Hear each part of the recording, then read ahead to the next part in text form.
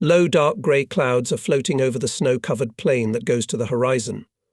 Once in a while a dull, dim sun peeps through the gaps between them and immediately disappears again behind the murky shroud. A snowstorm is blowing. Its cold, prickly plumes are streaming along the snowdrifts, swinging over the high barrier and, exhausted, stop at our feet. For the second hour we have been firing incessantly, sending shells over the Don, to the place where the rumble of battle does not subside for a minute. The barrels of the guns are hot, sizzling from the pozmuchnaya grits falling on them. The crews are working without overcoats, and yet they are wearing overcoats that can be wrung out. At last the command to stop firing comes. Having torn myself away from the sight, I could hardly straighten my numb back. The crew gathered around the gun commander Sergeant Artemonov. Among us, only recently put on soldiers' gymnasies, Nikolai Igorovich stands out noticeably. He is slightly taller than average height, with an open, strong-willed face and most importantly with an enviable dressing of a cadre servant. Everyone's mood is excellent, you bet. We were in the first battle and came out of it without a single loss. Moreover, not a single shell or a single mine fell on our positions. The excited and joyful conversation was interrupted by another command: prepare to move. Quickly we put the gun in marching position, shrouded the barrel. The driver Vasily Kadochnikov, a round-faced, good-natured guy, was pulling up the tractor. We chain the gun to it, load ammunition. The platoon commander, Junior Lieutenant Mikhail Kanalin, flushed in the January frost, comes up. He hurries us up. Hurry up, God of war. Time is running out. We stuffed the whole back of the truck with shells. The ones that don't fit, we attach to the front, to the frames. The numbers of the crew are placed on the lower battle board, who on the carriage. And now the tractor with a gun on the trailer was winding along the narrow road, laid right on the snowy virgin land. Soon they caught up with the infantry. They stopped. Sergeant Artemonov, falling almost waist-deep into the deep snow, ran to the head of the column, to the battery commander.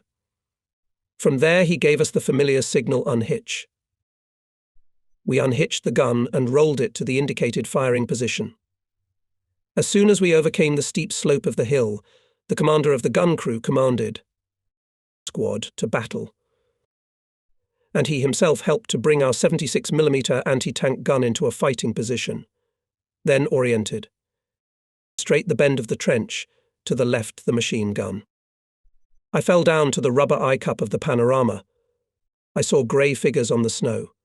It is in the dense bursts of shells. Under dense rifle and machine gun fire, our infantry is making short runs to approach the enemy. Several men are already lying motionless. I guess wounded or killed. On the machine gun, shrapnel continues meanwhile. Sergeant Artemonov.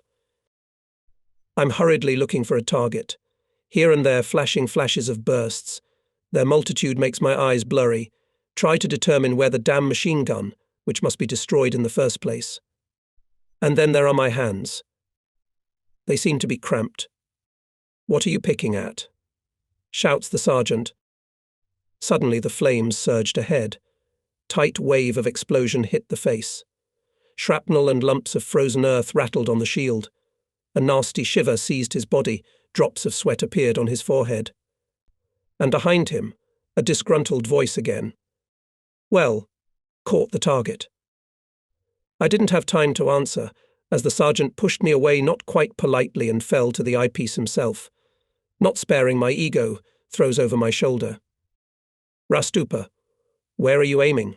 Spreading his legs wide, Artemonov takes hold of the handles of the lifting and rotating mechanisms and begins to turn them quickly. A shot rattles. A cloud of smoke rose above the berm of the enemy trench, where the flames of the bursts were beating. The fire stopped. Strong man, I look with admiration at the bent back of my commander. So shoot. Now already calmly, says the sergeant and retreats to his seat.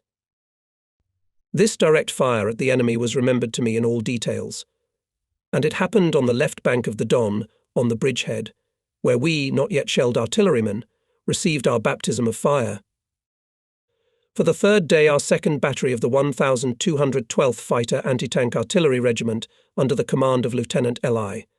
Shvadlenko, supported the infantry offensive. It's getting evening. In front of us, another height. The enemy is entrenched on it. He fiercely snapped back. In the panorama lens a trench. There's a machine gun in it. My task is to suppress it. Near the machine gun, two in helmets. Clearly visible ribbed casing. At the cut of the barrel beats a flame. I took aim, pulled the trigger and missed.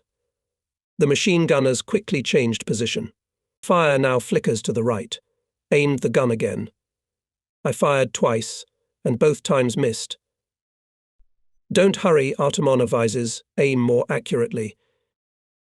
I understand it perfectly well myself. But, while I was making another adjustment, the Nazis had already moved to the third position. I was gripped by this duel, the desire to outwit the enemy at all costs. I threw off my clumsy mittens. The cold metal of the handles burned my fingers, but still it was more comfortable to work this way. And when the fire of the machine gun again scored in the center of the crosshairs of the panorama, he pressed the trigger. Then again. In the thinning smoke of the explosions there appeared a ruptured bumper, a machine gun thrown aside, and a shining helmet on the edge of the crater. Nearby rumbled shots of other guns. The excitement of the battle engulfed me and my comrades. The calculation acts collected and diligently. A characteristic detail, the guys a few days in battle and under enemy fire already behave calmly, confidently. So, the enemy machine gun is destroyed.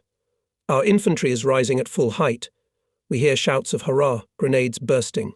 Soon the rifle chain hides behind the height, and Junior Lieutenant Kanalin runs up to us. On his skinny, a little cheekbone face there is genuine joy. "Well done, Nosov," he shouts. The praise makes it seem even warmer. It's true that not only I, but the whole squad is to my credit for the accurate shooting. But our platoon commander considers the gunner the main figure. But my fingers are still frozen. I put them to my lips, trying to warm them with my breath. The junior lieutenant, looking at me, resolutely pulls off his gloves. White, made of rabbit down. "Take them," he offers. "My mother knitted them." I am at a loss. Is it comfortable? But the sergeant pushes me in the back. "Take them." I hesitantly accept the gift. I pull on my hands the gloves that keep the lieutenant's warmth. I feel like in a stove in them. Our platoon commander is hot, and sometimes harsh, but fair. Even at the formation we noticed he encouraged the diligent as much as he could, and strictly charged the negligent. And now in the battle another trait of his character, caring. "Roll the gun," soon ordered Sergeant Artemonov. The men of the regiment piled on the wheels, carriage, beds and began to push the gun to a new firing position. They rolled into a gully. It's not so windy here, but the cold is still crazy. It chills to the bone, though we are dressed quite warmly. We are wearing bike underwear, cotton overcoats, felt boots on our feet, ear flaps on our heads, under our helmets. The shell carrier Musa Ismagilov, a very modest and hard-working guy, is turning blue, beating a drum with his teeth. "Maybe I can find shelter there, comrade commander," he suggested to the sergeant, pointing to some hilly slope. Artemonov is also cold. It's understandable the frost spares no one. He agrees. Musa runs straight to the snowy hill, goes around it, and waves his hand vigorously, inviting us. Led by the sergeant, we go down into the German dugout. In the dim light of a hand lamp we look around. On the floor lying chairs, a round ribbed box of gas mask. On the table is a telephone set in a leather case. There's a bed in the corner. "You've made a good job of it." Hassanshin resents. They were probably going to spend the winter. And we just smoked them out. "Let them dance in the cold now," grinned Kashutin. Soon the dugout is packed with so many people that it's impossible to return. Other calculations have arrived. They are looking at the enemy's front, dwelling with interest. They smoke, exchange remarks. One of the soldiers picks up some nickel-plated object from the floor and begins to examine it. There is a pop, like a shot from a toy gun. The inquisitive one cries out, clasps his hand. Blood drips on his overcoat. Dummy. It's good that only 2 fingers were severed, swears Yuri Kozlov. Dressing his wound, he could have been left without a head. At that moment the door of the dugout opened wide. The candle flickered and went out from the cold jet. In the doorway, Junior Lieutenant Kanalin, who authorized to leave the firing lines, he asks imperiously. He waits for a pause, and, having received no answer, he commands get out. Now. Artillerymen reached for the exit. It's not very pleasant to shiver in the cold, but orders are orders, some of them cursed in their hearts. You can't tell in the dark. The junior lieutenant reacted instantly. Who's too smart? Approach. No one responded. There were no smart guys. Our platoon on the battery, not only respected for his rare diligence and love for his profession, but also feared. Generally available and caring, he at the same time was never with his subordinates for Panibrata. And now, having built a platoon near the tractor, Kanalin began to sharply reprimand us. But he didn't finish. Above the dugout, in which we had just warmed up, rose a column of earth, fire and smoke. Remember this too, the junior lieutenant pointed to a huge smoking crater. If only for another 5 minutes. In a word, not a step without my permission. But where can we get warm, comrade junior lieutenant? Kashutin appealed to him. I'll warm you up, reassured the platoon leader, and ordered to dismantle the tools. We complied with his order. He immediately gave each calculation a task. At the same time he explained. Let's equip the dwelling in a frontline way, dig a snow hole. We worked quickly. In an hour, in a snowdrift, tamped by steppe winds, they dug something like a room. The entrance was covered with a cloak tent. A hole was made in the ceiling, a chimney. They built a small fire. They threw powder and toot into it. It got warm, they even took off their overcoats. Sucking on a cigar, Ismagilov said with approval. Still, our commander is a clever one. He'll warm you up, Kashutin chuckled. I thought that our platoon was just lucky to have a commander. Our offensive seems to have stalled. They say that there are persistent battles in front of Ostrogosh Kerks. They're moving the battery from one section to another, and our calculation left without a tractor. The second night takes a position in the infantry fighting order. It's getting light. The frost is getting worse. We're shivering, huddled closer together. Are you alive, artilleryman? Suddenly someone's cold voice booms basistically. Sergeant Artemonov jumps up. We get up too. We see a group of people a little aside. And at our firing position stands a tall commander in a frost-covered cap and burqa. A Cossack indeed. For the completeness of the picture he only lacks a moustache. There is whitish frost on his thick, long eyelashes. It's a bit cold, Artemonov complained to him. My regiment's kitchen is in the beam. Get your breakfast, refuel and come forward with us, ordered the commander and marched towards the heights. Kasanshin, Kashutin, ordered the sergeant to find the kitchen, to provide the calculation with breakfast.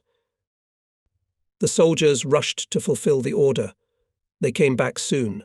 They were wearing only coats without helmets, in their hands precious bundles.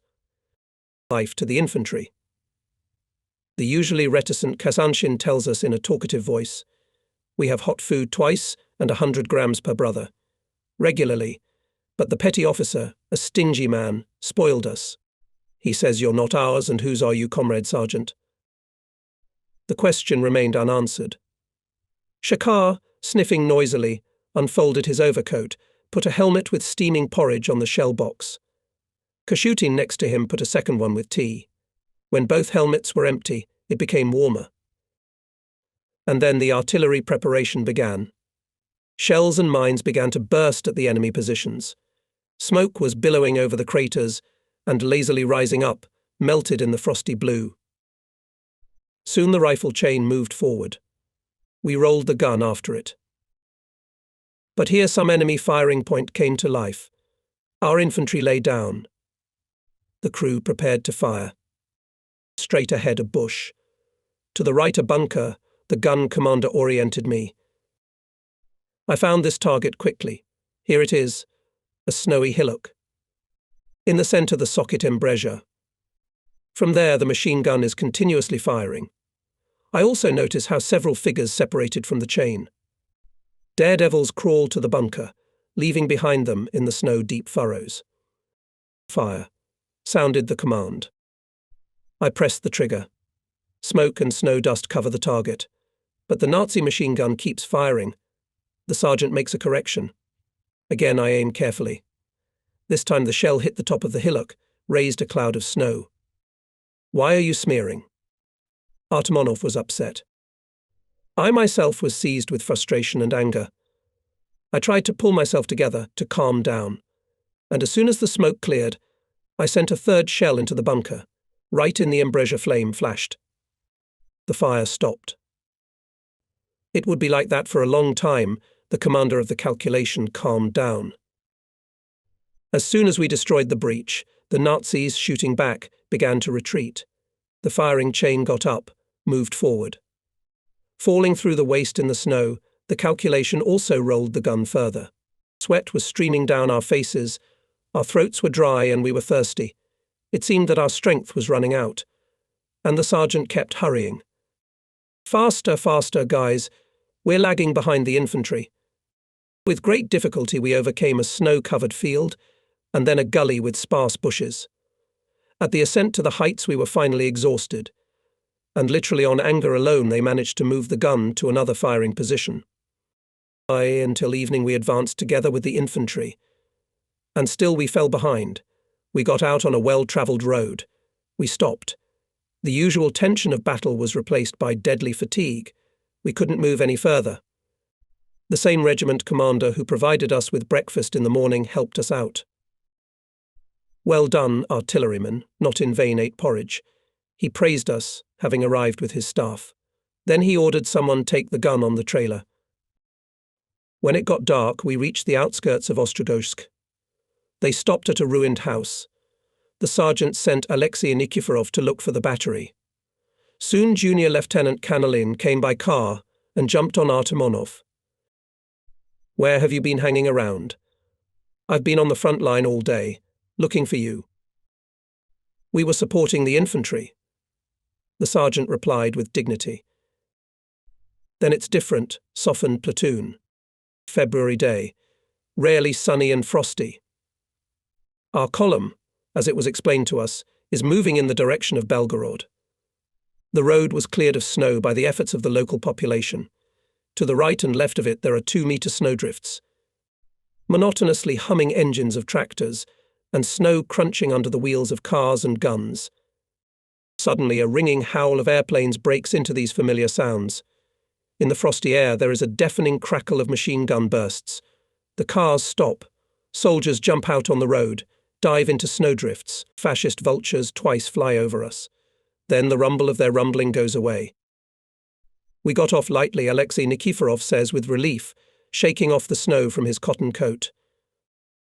Very much so, Kashutin agrees with him. It's good that we weren't bombed. Where is Izmagilov? Looking around at all of us, the sergeant asks perplexedly. He must have taken a nap, the driver Kadoknikov jokes nervously. Look for him, Artemonov orders me. Kasanshin and I move to the opposite side of the road. We see Izmagilov in the ditch. His face, which had been swarthy before, is now unbelievably white. On his chest, on the grey cloth of his overcoat, a dark cherry stain has spread. His eyes were open, but lifeless. Shocked by the death of a comrade, we stand, not knowing what to do. Kozlov comes to our rescue.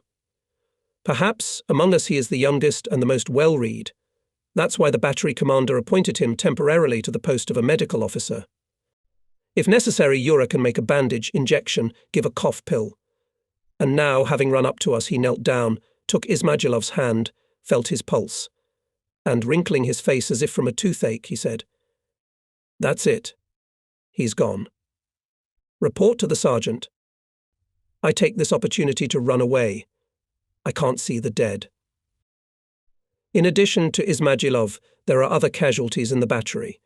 The driver was killed and 2 numbers wounded, and there's turmoil in the tail of the column. Several cars are on fire. Soldiers are throwing out their belongings. Start it up, a command crawled along the column. Lieutenant Cherdnichenko, the battery commander, is running from car to car. Stops near us, asks hopefully, "Who can drive?" We are silent. In the civilian life, it seems no one from our calculation was familiar with this technique. During the formation period, we studied only our specialty, so. Alexei Matveyevich holds his gaze for the longest time on Kashutin, the most broken and cheerful fighter, a jack of all trades. But even he only shrugs his shoulders and replies, "I was in charge of the mare, Comrade Lieutenant, but not the machine." "You will," firmly pronounces the battery commander, and in the meantime he himself climbs into the cabin of the orphaned tractor. This case on the front road ended quite unexpectedly. On the same day, from above came the order all personnel in 2 weeks to learn to drive a car. Our platoon commander, Junior Lieutenant Kanalin, did not like to put things off. He tried to fulfill any order precisely and on time. By the way, he taught this to his subordinates. After breakfast, the soldiers of the calculation gathered in the collective farmyard near the tractor. Driver Kadoshnikov, acting as an instructor, began with the theory. This machine has 50 horsepower. It is capable of transporting. "I matter," Kadoshnikov, Sergeant Artemonov interrupted the driver. "And you, let's get down to business. Show us where to stick what to press, how to steer. That's all. Why hurry?" The driver was surprised. "What if you get hurt in battle?" explained one of the fighters, not quite to the point. "Well, then it's a different matter." The driver was not offended in the least. He climbed into the cabin and began to explain. "We put the key in the lock, turn the ignition by turning to the right, like this. Understand? Start the engine. Is that clear too?" Entering his new role, our driver visibly revived. "To make the car move, you need to press your foot on the clutch pedal 1, then engage first gear 2. He was silent for a moment. Then he continued again. "Now the main thing, smoothly release the clutch pedal and at the same time give the gas. That's all the mechanics. Understand?" "I see." "And how to stop?" Nikiforov asked. "If it runs out of gas, it will stop on its own," grinned Kashutin. Our instructor did not pay the slightest attention to this remark. Pointing with his hands and wielding his foot, he continued to explain. To stop the car, must press the clutch pedal and simultaneously on the brake pedal. Then put the gear lever in neutral. Understand? For about an hour and a half we, of course, superficially familiarized ourselves with the basics of driving a car. After a break, Kadoshnikov suggested to start practical driving. He turned to Artemonov. "Comrade Sergeant, come to the cabin. You, as a commander, should set an example for your subordinates." "Don't command," the gun commander cut him short. "I'll do it myself. Who have we got here is very literate. Nikiforov Hasanshin. Come on, Shakar, show your art." The assistant gunner nimbly climbed into the cabin. The engine started, and suddenly it roared wildly at full speed. The tractor rushed forward, scattered us to the sides. "Stop, stop." "Where are you going?" shouted after Artemonov, shaking his fists. "Gas. Drop the gas, you rascal." Kadoshnikov, rising up, joined him. But of course Kazanshin heard nothing. The roar of the engine drowned out the voices. Meanwhile, the tractor was flying straight at the silo. Everyone fell silent in anxious anticipation. Only Kashutin wheezed. "It will hit no car, no tower." But the tractor suddenly turned to the right and got stuck in a snowdrift. We rushed to it. I wondered what had happened. Artemonov was the last to arrive. He tore open the cab door and said angrily, "Get out, chauffeur. You'll get wise in the kitchen." The pale Hasanshin only smiled stupidly and did not react to his words. "Are you deaf, boy?" The sergeant boiled up. "Who's under orders? Get out." I can't, stammered the soldier, frantically clutching the steering wheel. Kadoshnikov guessed, jumped up on the step, unclenched the numb fingers of the novice driver, rubbed them. As soon as I saw the tower, I forgot everything. Kasanshin justified himself after a minute. I tried to turn aside, and it was coming at me. I didn't know what to do. Only at the very last moment I remembered about the steering wheel. I turned the steering wheel, but lucky me. Otherwise I'd have been smashed to bits. Sergeant Artemonov, having listened to his story, ordered. You, Kadoshnikov, now also sit in the cab. Watch carefully and instruct how to do what to do. Got it? Or someone else will crash and I'll be responsible. February is coming to an end. The battery has been fighting for a month and a half. We've already got used to the inconveniences of front life, forced deprivations. We learned to doze sitting and standing, to build a fire in the snow, to cook food. Every day we gain combat experience, our ideas about the war are expanding. We remembered large population centers Belgorod, Kazakhia Lopan, Bogotov, Gravoron. Destroyed cities and corpses of civilians cry out for revenge. We have heard about the barbarity of the fascists on our land. And yet each new atrocity resonates in our hearts with the sharpest pain. That day, overcoming snow drifts, the battery slowly moved forward. Toward evening the column stopped. Lieutenant Chernyshenko, taking out a map, began to consult with our platoon commander about something. While they were talking, the soldiers of the calculation jumped out of the body, began to warm themselves near the radiator. In the evening twilight ahead protruded stove pipes. All that remained of the village unknown to us. 200 meters away from the road there was a dark ditch, some kind of dwelling, some kind of cellar. Yuri Kozlov, now he is a gunner in our squad, takes leave of his sergeant and runs there. Not for the sake of curiosity, of course, but for business, to scout a suitable lodging, and maybe to get some food. The last days are getting tighter with the delivery of food, ammunition and fuel. Kozlov returns even faster. There is no face on him. He is silent for a long time, breathing heavily. Finally he shouts out. Perverts. Beasts. What did they do to the children, babies, the animals, and curses hard? No one pulls him back. Even the commander of the first gun, Sergeant Fyodor Simakov, who organically did not tolerate profanity, also keeps silent. Comrade Sergeant. Finally asked in a pleading tone Kozlov. Look what's there. And pulls Artemonov by the sleeve.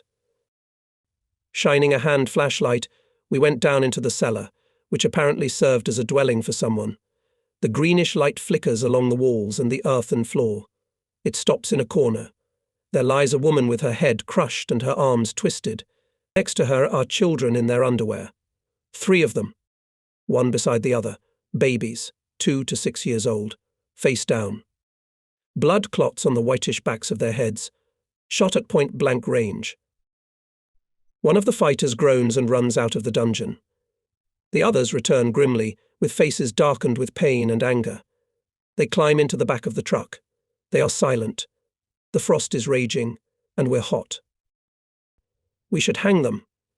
The bastards.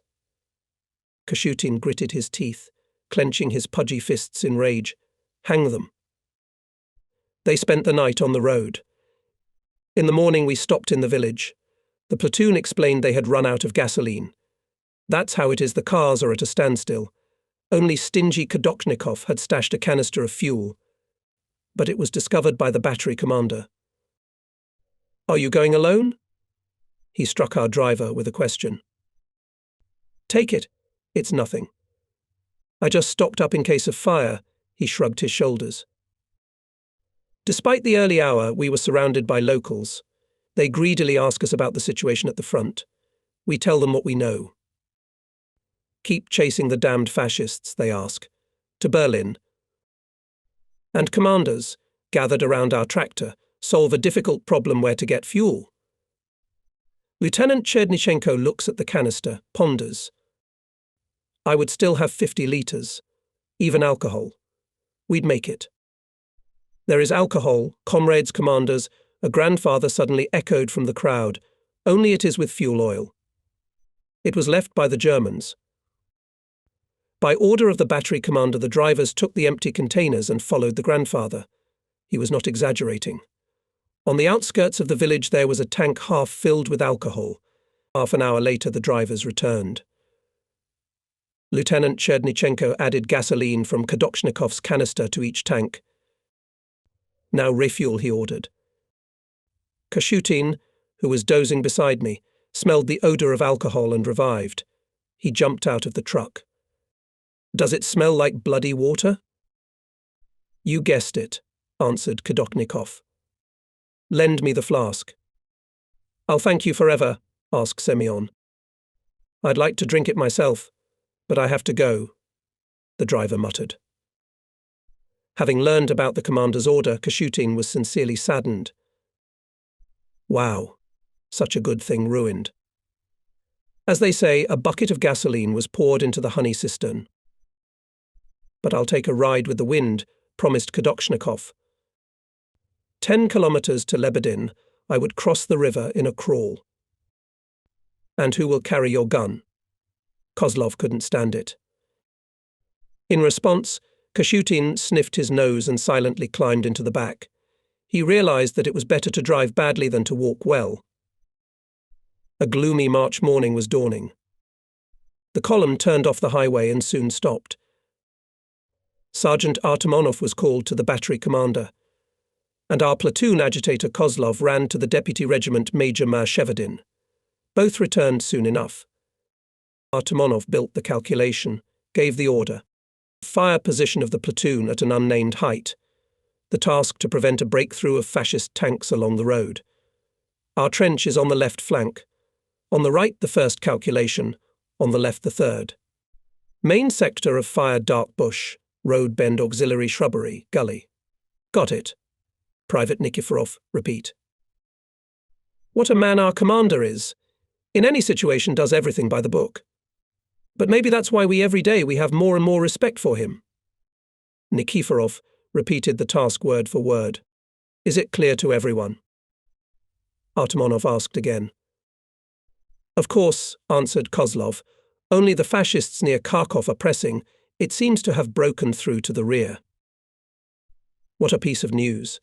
How long have we rejoiced at the defeat of the enemy at Stalingrad? We chased the fascists to the west, took part in the liberation of many villages and hamlets. And now? You're not confused by any chance, boy, doubted the sergeant. That's right. My deputy instructed me. He told me not to panic, not to be confused. The main thing is stamina. I see, nodded the head of the commander. Well, now let's get to work. The soldiers dismantled their tools and started to work. They chiseled the ground, hard as granite. Soon Kashutin threw the shovel, sat down on a dislodged lump of earth, tiredly said, Enough. We're going to retreat anyway. What makes you think so? Artemonov was surprised. So the fascists have broken through. How can we stop them now? Don't stir up panic. Kozlov was indignant. For such words you can freely get a pickaxe on your helmet. Are you crazy? What panic? Kashutin was stunned. I walked from Minsk to Moscow. I didn't panic. Can't you tell the truth? I mean, if the Nazis strike, what will we use to fight back? No shells, no food? Semyon, talk less and do more. The sergeant stopped Kashutin. Junior Lieutenant Kanalin came up. Cheerful trim. Dashingly sliding his helmet on the back of his head, he walked twice around our construction, half-voicedly humming ducks are flying, ducks and 2 geese are flying. He stopped. At half a word he cut off the melody. What are you digging? A trench or a mass grave? A trench. For whom? For yourself? Then make it your fortress. And then as long as at least one artilleryman is alive in the formation, fascist tanks will not pass through your position. The platoon leader threw off his coat, took the Kurkumatiga in his hands, spread his shoulders, cheerfully commanded. Let's go. Faster. He worked so nimbly that a cloud of crumbs of frozen ground splashed in all directions. At each stroke, well-developed muscles were visibly bubbling under his overcoat. Infected by his energy, we also began to do the work that was already tiresome, but necessary and important at the front. We knew that the price for it was high life or death. Don't spare the sweat, cannoneers. Cannelin encouraged us in the meantime. The first calculation is already camouflaging its position, and you haven't dug a decent gap yet. But you were helping him, Artemonov justified himself. So you were waiting for me? Grinned Mikhail Georgievich. When the trench was half ready, the junior lieutenant left. Is our platoon's platoon leader a double-strung man? Alexei Nikiforov spoke warmly about him. He came for half an hour, and how much we did with him. Not two-fisted, but he knows what is the main thing in battle, replied the gun commander. And what is the main thing? Kozlov tried to clarify. Artemonov did not answer. He took off his helmet and listened. We followed his example. Somewhere up in the air was the engine of an airplane. Stop work. Disguise the trenches. A command sounded. Above our defences appeared frame a fascist reconnaissance plane, nicknamed so by the Frontline soldiers for the unusual nature of its design. It circled above us for a short time and flew away. Now wait for guests, Kashutin muttered glumly. You guessed it. After a while the cross-bombers appeared. The men of the regiment took cover in the gap, and I remained standing, watching as 12 fascist planes, just a little before reaching our high rise, rushed into a dive. Bombs flew down with a soul-destroying screech. Get down. Are you fed up with life? Pulled me by my overcoat, Sergeant. I fell to the bottom of the crevice. My heart was pounding. The ground shook, and there was a deafening explosion nearby. Our trench, as if alive, moved. Then another and another.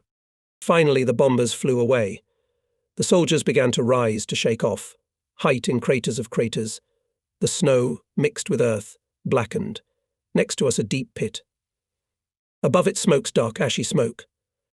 I wish it had hit our trench, I thought anxiously, feeling an unpleasant chill under my spine. Alive? All right?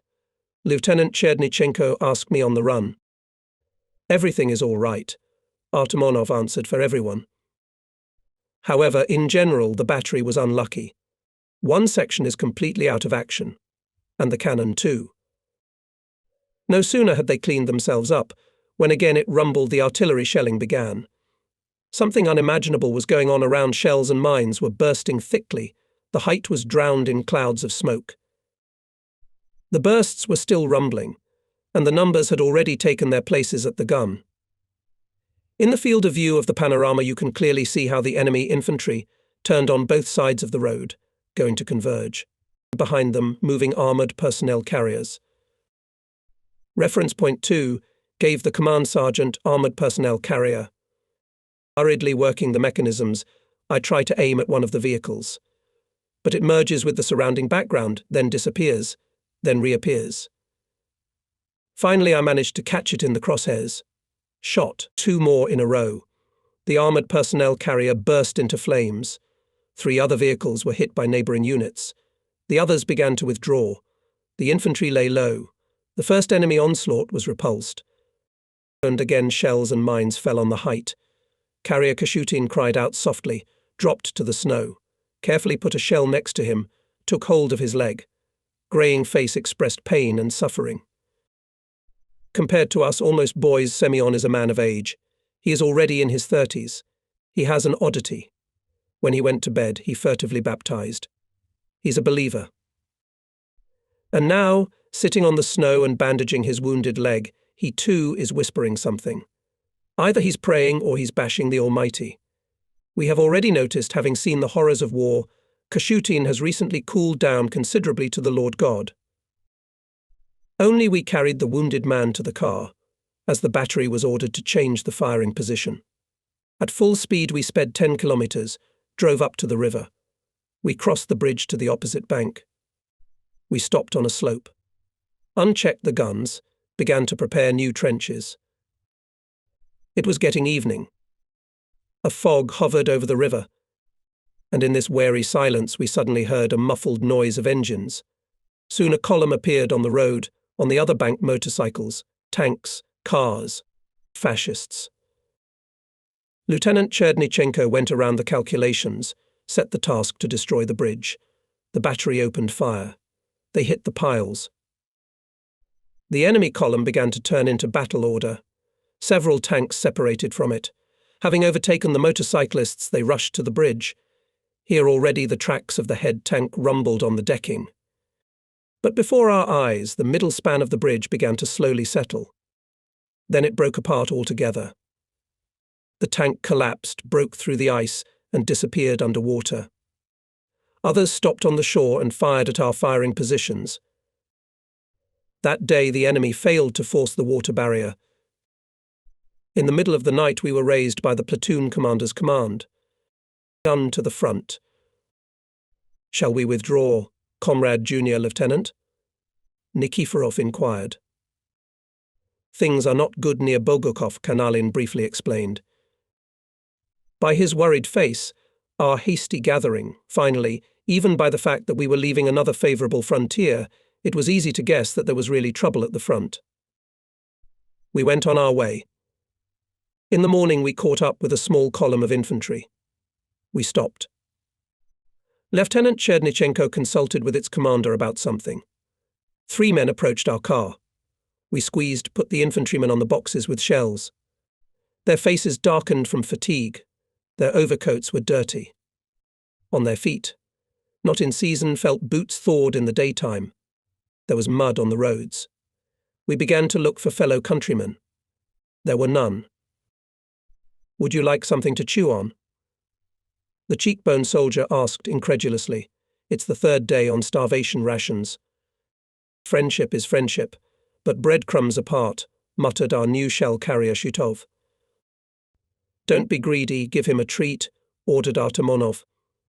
Shutov, frowning unhappily, untied a common duffel bag with food, gave each infantryman a couple of breadcrumbs and a large piece of sugar. A broad-chested sergeant with a bandaged head, chewing on a breadcrumb with a bit of soot, envied him. "Artillerymen are fine, they march on wheels all the time. But what's it like for us? During the night you get so worn out that your heels burn." We kept silent. Each of us sincerely sympathized with our fighting comrades, humble toilers of the war. After all, in any battle you feel much more confident when you see infantrymen beside you. You know that they will not leave you in trouble. And we, artillerymen, were always ready to come to their aid.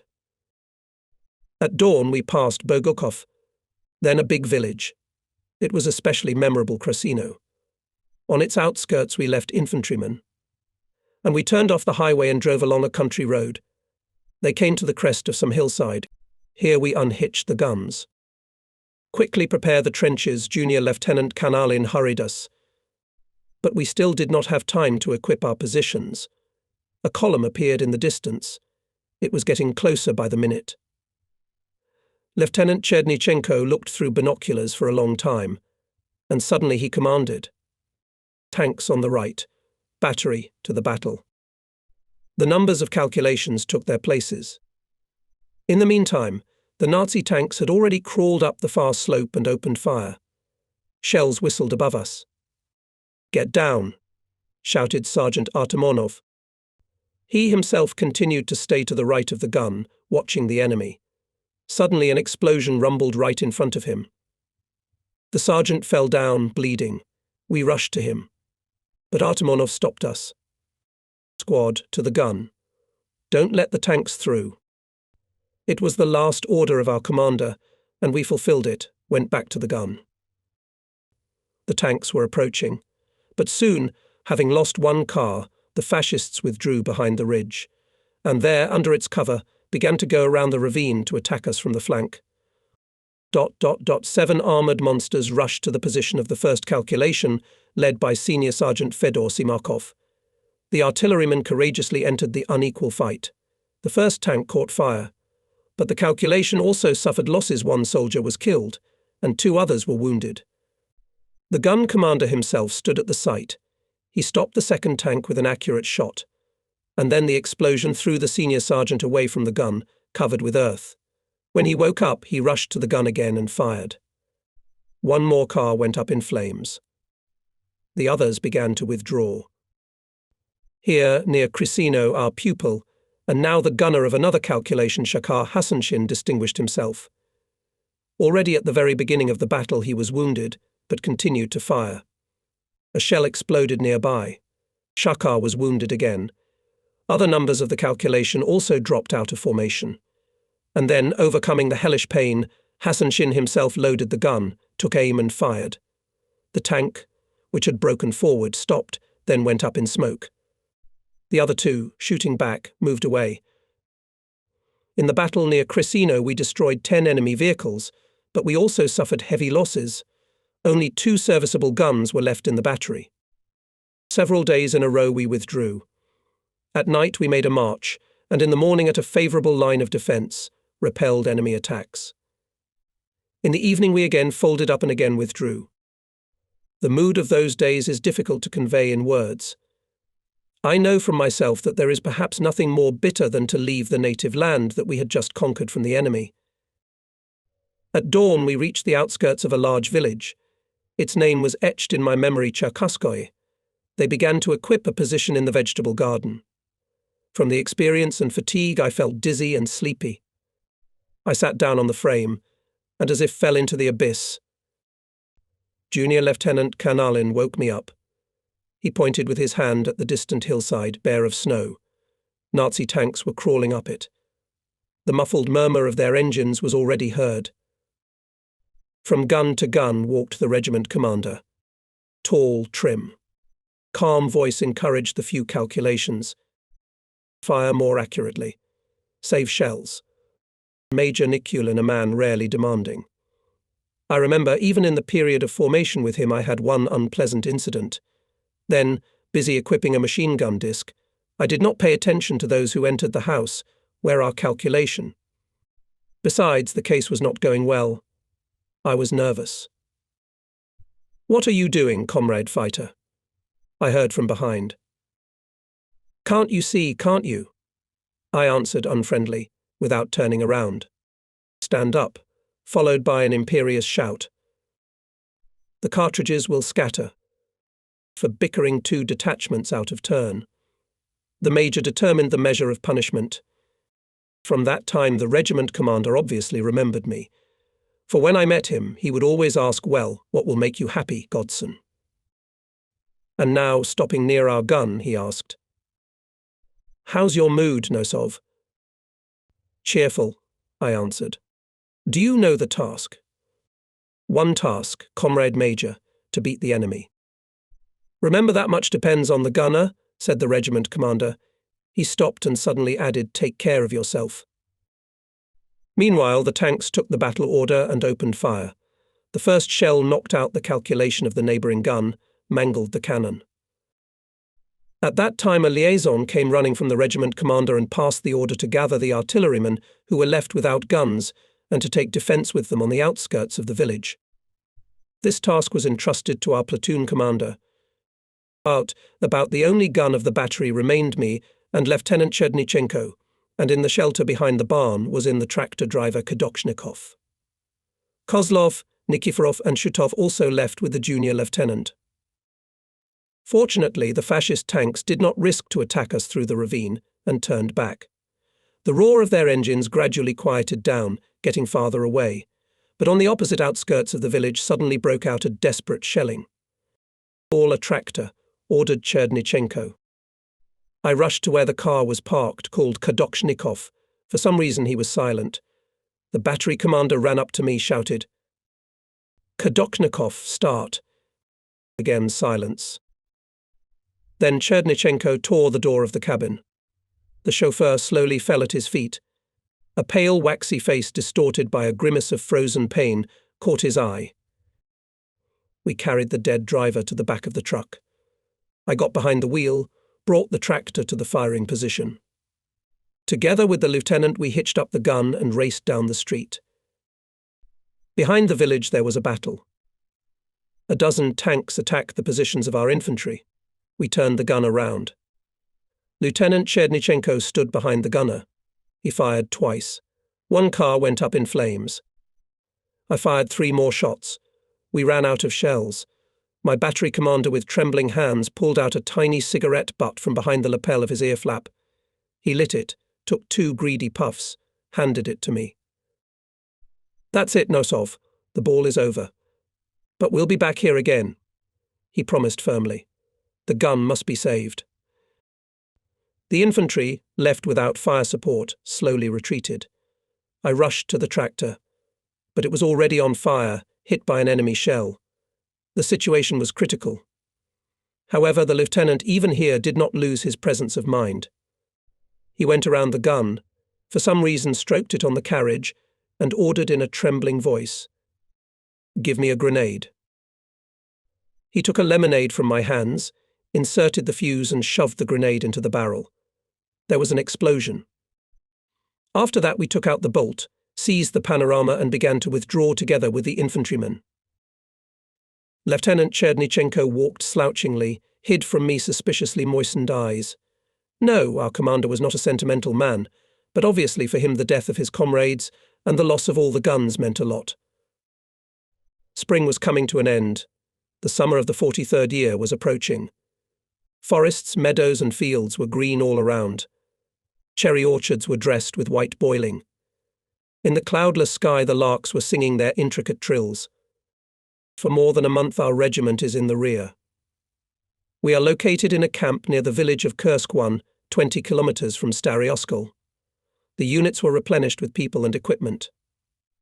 Artillery units received new anti-tank guns. Every day, from rising to going to work, is a tense training. Today the battery commander came to the lesson, Lieutenant Chernyshenko, called me out of the ranks and announced the order of appointment as a gun commander. I must admit that at first I was even confused by such an unexpected promotion. Maybe that's why I didn't immediately realize what to answer in such cases. I just thought anxiously, will I be able to cope after all? There were 7 men in the formation, and in addition, an anti-tank gun, a foreign brand tractor. There'll be a dozen or so tools alone. That's a lot. "Take command, Ivan Stepanovich." Meanwhile, the battery commander gave me a friendly admonition. And, as if guessing my thoughts, added, "You'll manage, not God's burn pots." I do not need to look at my subordinates. After all, in this calculation was listed on the staff schedule, had lunch at the same table. And yet, when I looked up at my comrades, immediately felt their tenacious, wary eyes. Here stands on the right flank Assistant Gunner Vladimir Sevastyanov, a notable guy, tall, with a thin waist and broad shoulders. He knows his job well, he copes well with other duties. Next to him is the loader Alexander Bayanov, an inquisitive, cheerful fighter. He knows how to joke, but without jokes. That's why few people take offense at him. To the left is the installer Alexei Bezobotnov, the oldest and most judicious soldier of the battery. His opinion is listened to not only by privates, but also by sergeants. Almost twice as old as many of us, he is universally respected. That's why they call him respectfully Alexei Ivanovich. Unperturbed and somewhat slow, he at the same time does everything thoroughly, on conscience. But his crony Peter Bondarenko is rarely hot, unbalanced, starts up, as they say, with half a turn, and treats his duties with laziness. A little farther away stands my fellow countryman Yuri Kozlov. We were drafted into the army at the same time. At first we served in the same unit. Then for a while our paths diverged. He was temporarily acting as a sanitary instructor, and I was assigned to the cook. A mechanic of one of the factories of Vladimir region, he seemed to be able to do everything. Excellent knowledge of small arms, anti-tank gun. Not bad drawings, was even an agitator, issued a combat leaflet. The driver, Peter Degtyarov, a hard-working guy who knows the machine well, closes the line. A true frontline labourer chauffeur. I must say that the battery commander has wisely completed our calculation. 4 soldiers have already been in the battles. The guys are reliable. And the other 3 are also like them, diligently learning, eagerly adopting experience. In a word, with them, as they say, you can go scouting. When Lieutenant Chernyshenko withdrew to a respectable distance, I waspsy with excitement voice gave my first command. A smoke break. The soldiers surrounded me. They congratulated me. Bondarenko squeezed through. He patted me on the shoulder and remarked snidely, "Go ahead, Vanya. By the end of the war, you'll earn stars on your epaulettes." "Sergeant Artemonov has no use for you," Kozlov sneered at him. For such words he would have scolded him. Alexei Ivanovich acted more decisively. He put his arm around his friend's shoulders and said, as if jokingly, "If you say such a silly thing again, I'll pat you on the back with a bannock." Bezobotnov and Bondarenko stepped aside. It is not known what they talked about, but since then, none of the men of the unit have tried to joke about my promotion. And in one more important matter supported me Alexei Ivanovich. At first I felt somehow awkward giving him, an elderly fighter, orders. He noticed this state of mine, and once said in front of everyone, "You, Ivan, don't be shy, command me. I am a soldier, you are the commander. Your business is to give orders, ours is to fulfill them. That's the meaning of service." After the memorable battle near the village of Cherkaskoye, Junior Lieutenant Kanalin was first considered missing in the regiment, but he still managed to get through the enemy barricades and lead out the remaining artillerymen with him. He was promoted, appointed deputy commander of the battery on the structure part. But our platoon Mikhail Georgievich still did not forget. Obviously, every commander retains, if not even love, then at least, affection for his first unit, in which his formation began. That's why Kapelin often attended our classes, taught me in fighters' calculations of what is necessary in battle. And he knew a lot. After all, in his time he was also a gun commander. At the front of the first days of the war, he was wounded. After recovery in the hospital, he completed a course of junior lieutenants. And again the front. On one of May days we were engaged in engineering training. Kanalin came up and asked me unhappily, "What kind of a crow's nest have you built? The dimensions are not correct, and the camouflage is no good either." He reprimanded the soldiers for negligence, and me for being undemanding.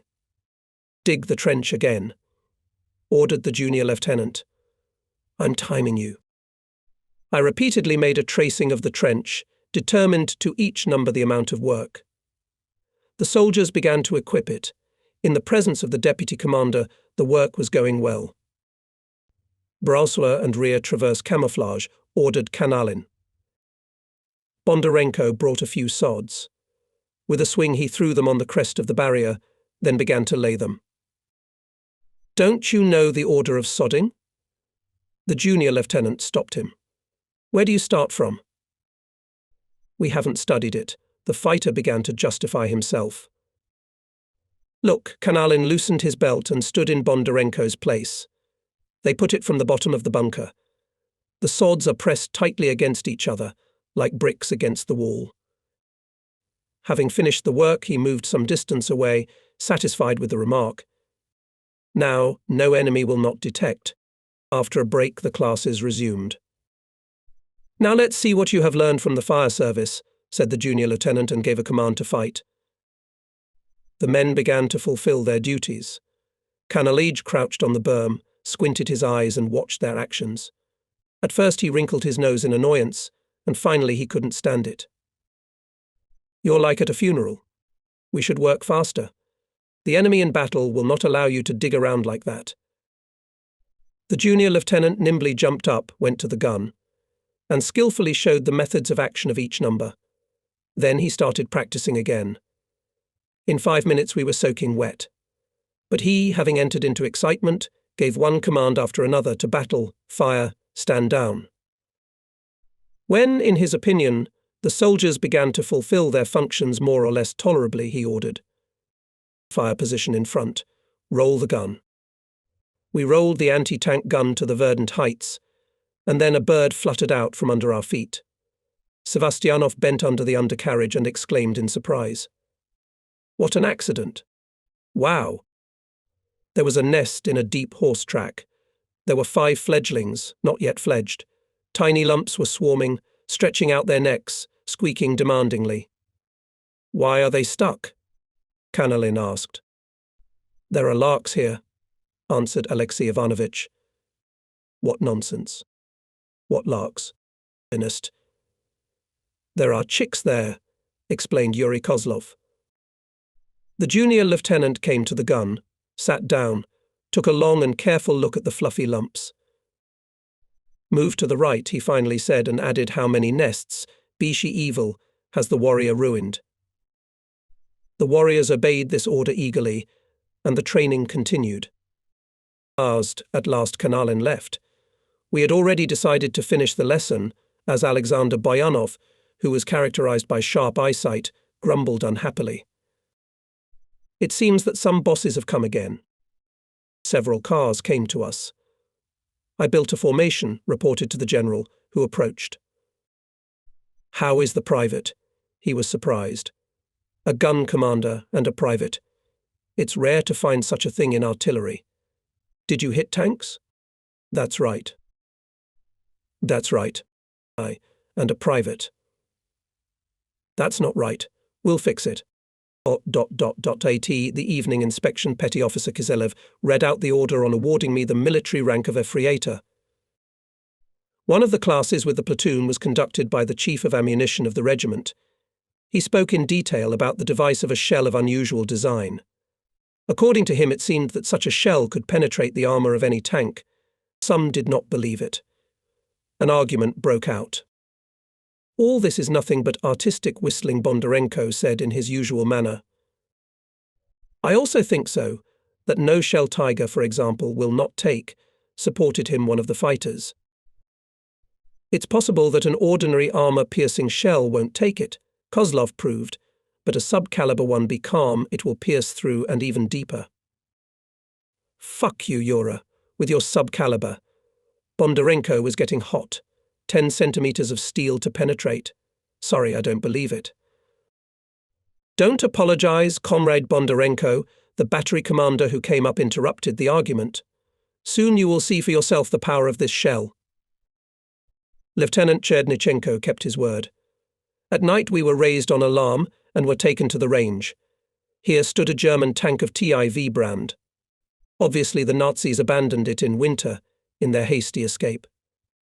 And now our command used this captured machine for training purposes. We've been here many times. We practiced aiming techniques, aiming at the sides, tracks, engine part. And this night, having made a march, the battery stopped at the edge of a small wood. Our calculation was to shoot first. The driver Decharev did not fail. On the off-road he jumped to the heights, dashingly turned the tractor. The crew unhooked the gun in a flash and prepared to fire. We were all very excited, and because we were the first to fire in the battery, and because the new regiment commander, Major N.I. Ortiuski, was watching us. On the trophy tank the calculation fired 3 shots, and after that the whole battery was taken to see the results of our shooting. On the frontal armor of the machine, reinforced with steel plates, gaped 3 holes. "What a shell, what a force," admired Yuri Kozlov. "Now we are not afraid of any beast we can take on, a tiger or a panther." "This is a sub-caliber." Having touched the armor, Gunner Sevastianov joined the conversation. "You have to understand." "Here you are, boy, and artistic whistling." Alexei Ivanovich gave his friend Bondarenko a nudge. "Do you believe it now?" Yes, he agreed, scratching the back of his head. They must have been telling the truth. A few days later, the battery again went to the range.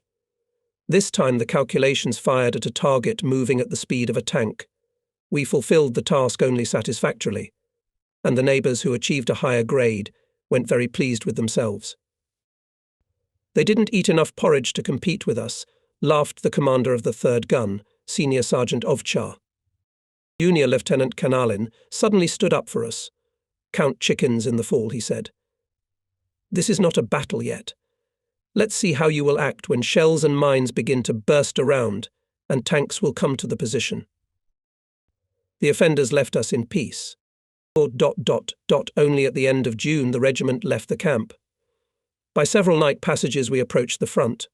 We occupied an anti-tank area and began to equip it. We dug trenches for guns, slits for people, cellars for ammunition. All this was carefully camouflaged. However, they did not stay in place for long. At night they changed firing positions, and again we had to do fortification works. Then 3 more times we were moved to new lines. We got bloody calluses on our palms from shovels. Did the bosses decide to dig up all the Kursk land, grumbled some of the fighters. But they were wrong. Subsequent events showed that strong engineering structures are the key to success in a defensive battle.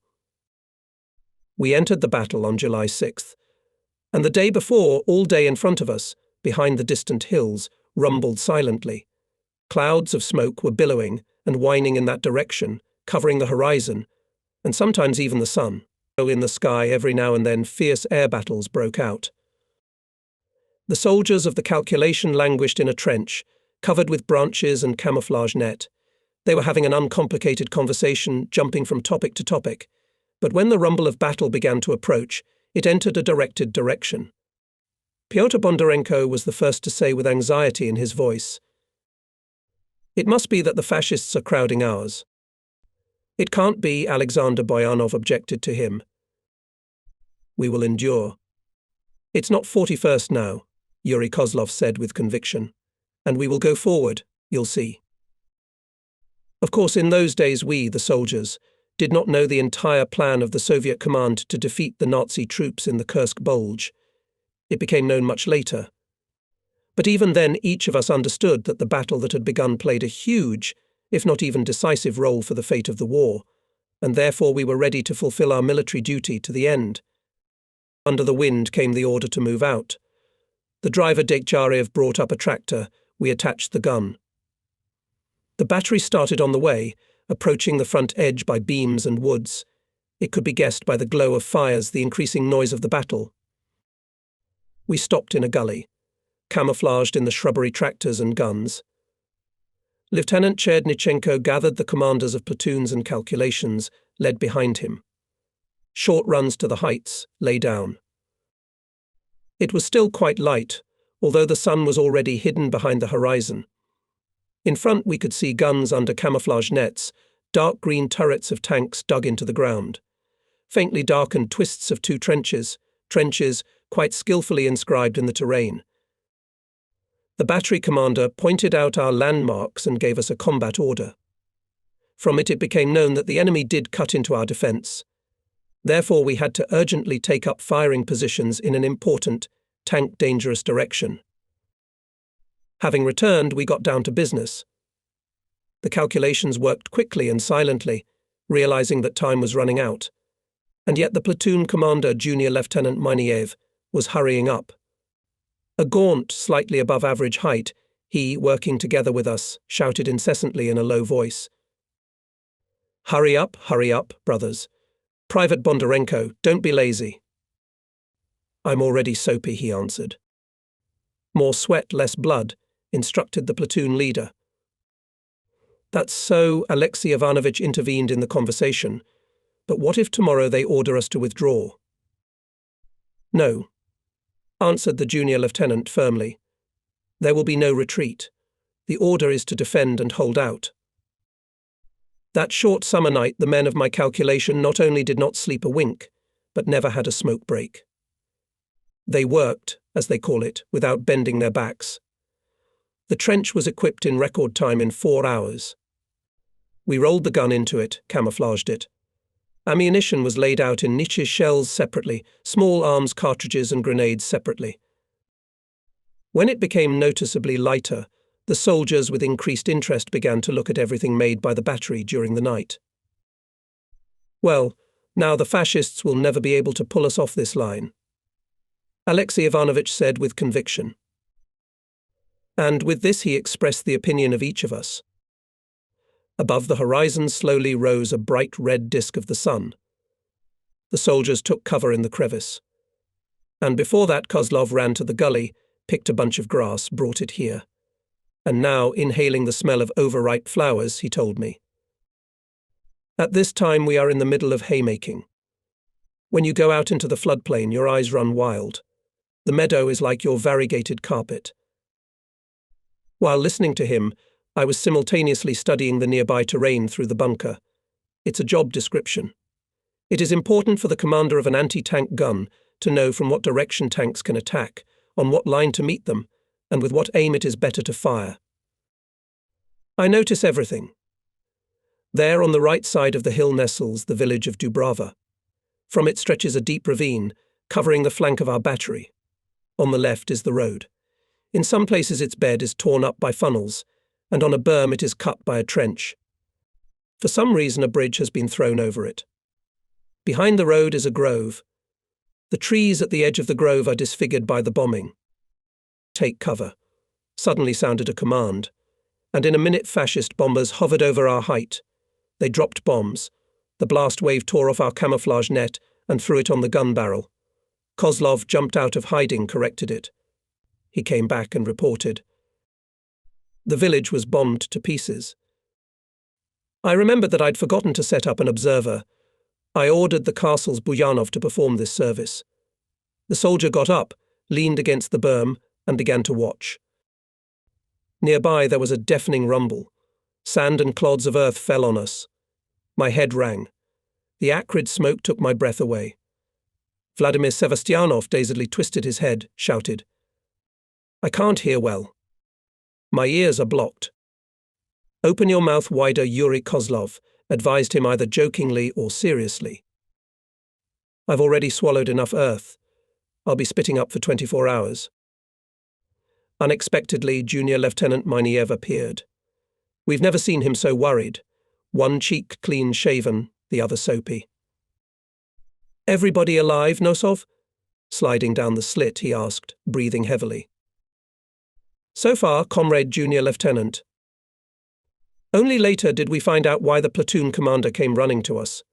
It turns out that from the battery observation post noticed how near our trench bomb exploded. And so, risking his life, the platoon leader rushed here under the bombardment to check if the worst had happened. "Well, as long as there is order here," he said after taking a breath, "I'll look at the second calculation." The airplanes had not yet left when the artillery preparation began. It lasted about 20 minutes, and as soon as it began to quiet down, we rolled the guns out to the site, took our places. The slopes of the heights were literally ploughed over with craters. Dubrava was burning in the distance. "Tanks, Commander," warned Bayanov.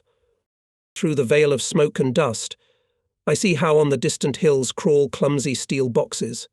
Having overcome the crests, they descend down the gentle slopes. I can already hear the approaching rumble of their engines. The bastards are going dashing. Alexei Ivanovich squinted his eyes and said, "As if on parade." "Nothing. Now we'll meet them," promised Yuri Kozlov. "It will be less dashing at once." Above us, whistling through the air, flew ill. Having made a combat turn, they began the assault. A few Nazi tanks went up in flames, but the rest continued to move forward. Looking into the impending steel avalanche, with every minute I feel the growing excitement. My heart beats hard and rumbling, blood pounding in my temples. The decisive minute is coming. Here already tanks and self-propelled vehicles descended into the ravine. In our sector there are 8 vehicles. 3 in the first line, 2 in the second and 3 more in the third. They are crawling, leaving behind them thick plumes of smoke and dust. From time to time I glance to my left at the focused face of the platoon commander. I wait for his signal. At the same time I think of a landmark in my mind, choose a tank, mark the aiming point. In frontal movement it is the center of the target. The shell, of course, is armor-piercing. Finally, Junior Lieutenant Miniev gives the command to open fire. Now I'm waiting for the tank I've chosen to come out of the ravine, and as soon as the steel machine crawls on the crest of the hill, I command. Fire. A sheaf of flame bursts out of the muzzle. The shell, drilling the air, is carried away towards the target. Well now. Overflight. 200 meters, Sevastyanov reported. That's a shame. I made a correction. Another shot. Now the rupture is in front of the car. I order not to change the sight. The tank approaching on the front will shorten the distance itself. And indeed, the third shell hit the target. Tiger twitched, went in a circle, spreading on the ground broken caterpillar. Our gunner was not confused, slammed 2 more shells into his side. "The fascist is burning," shouted Buganov in a voice bursting with joy. But despite the losses, the tanks are still creeping to our positions. And then they hit a minefield. Several vehicles are blown up, others burst into flames from accurate gunshots. Nerves of fascist soldiers can't stand. Tanks, shooting back, begin to withdraw. So the Nazis, having lost several tanks and self-propelled vehicles, withdrew, but they did not give up their intention to crush our defence. Again began a massive artillery and mortar fire. Frequent columns of bursts danced across the heights. "Great beating," said Kozlov. "Fascists went crazy after the failure," added Bayanov. Nearby there was a double rumble. The wall of the trench collapsed, we were covered with earth. Soldiers from Simakov's calculation, who were in the neighbourhood, helped us out. Bondarenko was the last to be dug up. "A mouthful of earth, spitting up," he said, and sat down on the edge of the funnel. "It should be closed," advised Bayanov. "I don't understand you," Pet took offence. "One advises open, the other close." But then the artillery shelling stopped. There was a wary silence. One could hear tank engines rumbling somewhere. Lieutenant Chernyshenko came to our position through the labyrinth of passages. He said hello. He looked around, noticed the destruction, asked, "Do you get any?" "A little." "Die." The lieutenant piled his chest on the bumper, brought binoculars to his eyes, began to observe. Briefly threw over his shoulder. "They're coming again." "I can't see, comrade lieutenant." "Take it he gave me his binoculars, but learn to use them. Don't demask your position." I gladly accepted the commander's gift, brought it to my eyes. Yes, they are really coming. In 3 lines. In front of the squat tanks were the characteristic long-barreled gun Tigers, behind them self-propelled guns, and behind the medium tanks. "Get ready, Nosov. Now the most important thing will begin." That first attack was a sort of reconnaissance. The lieutenant was silent for a second, then added, "Let them get as close as possible and hit them at point-blank range. And don't take a step back." Hurriedly left to the other calculations. The first line of enemy vehicles had already overcome their front line. Hitler's infantrymen are jumping out of trenches and running after the tanks. The lieutenant is right. Now the most important thing will begin. There are so many tanks you can't count them at once. The neighbouring guns have opened fire. There's a continuous rumble on the battery. It's hard to even make out the voices. Our calculation also began to fire at the oncoming enemy vehicles. Through binoculars you can see how one of the shells hit the forehead of the Tiger, spewed out a sheaf of sparks and ricocheted. The enemy must have detected our gun. Explosions are frequent around. But the numbers continue to fulfill their task. Even Bondarenko calmly wipes the shells. Suddenly a flame flashed nearby. Something hot burned my cheek. I could hardly stand on my feet. At the firing position, smoke and dust. When they dispersed, there was no one at the gun. But now the gunner and loader jumped up from the ground, rushed to their places. The last one was Bujanov. Greedily gulping air, he turned his head dazedly and, stammering, said, "I thought my head was blown off." He smiled, obviously from the consciousness that he was alive. But immediately he turned pale, grabbed his shoulder, and slowly sank to the ground. "What's the matter with you?" Kozlov rushed to him. "I think I'm wounded." "Take cover, Bayanov," I ordered. Kozlov helped his comrade to get to the gap, carefully go down. The battery repulsed this attack. I went to Bayanov. The soldier was sitting at the bottom of the trench, leaning with his back against the wall. Pale, gaunt. The battery instructor was busy around him.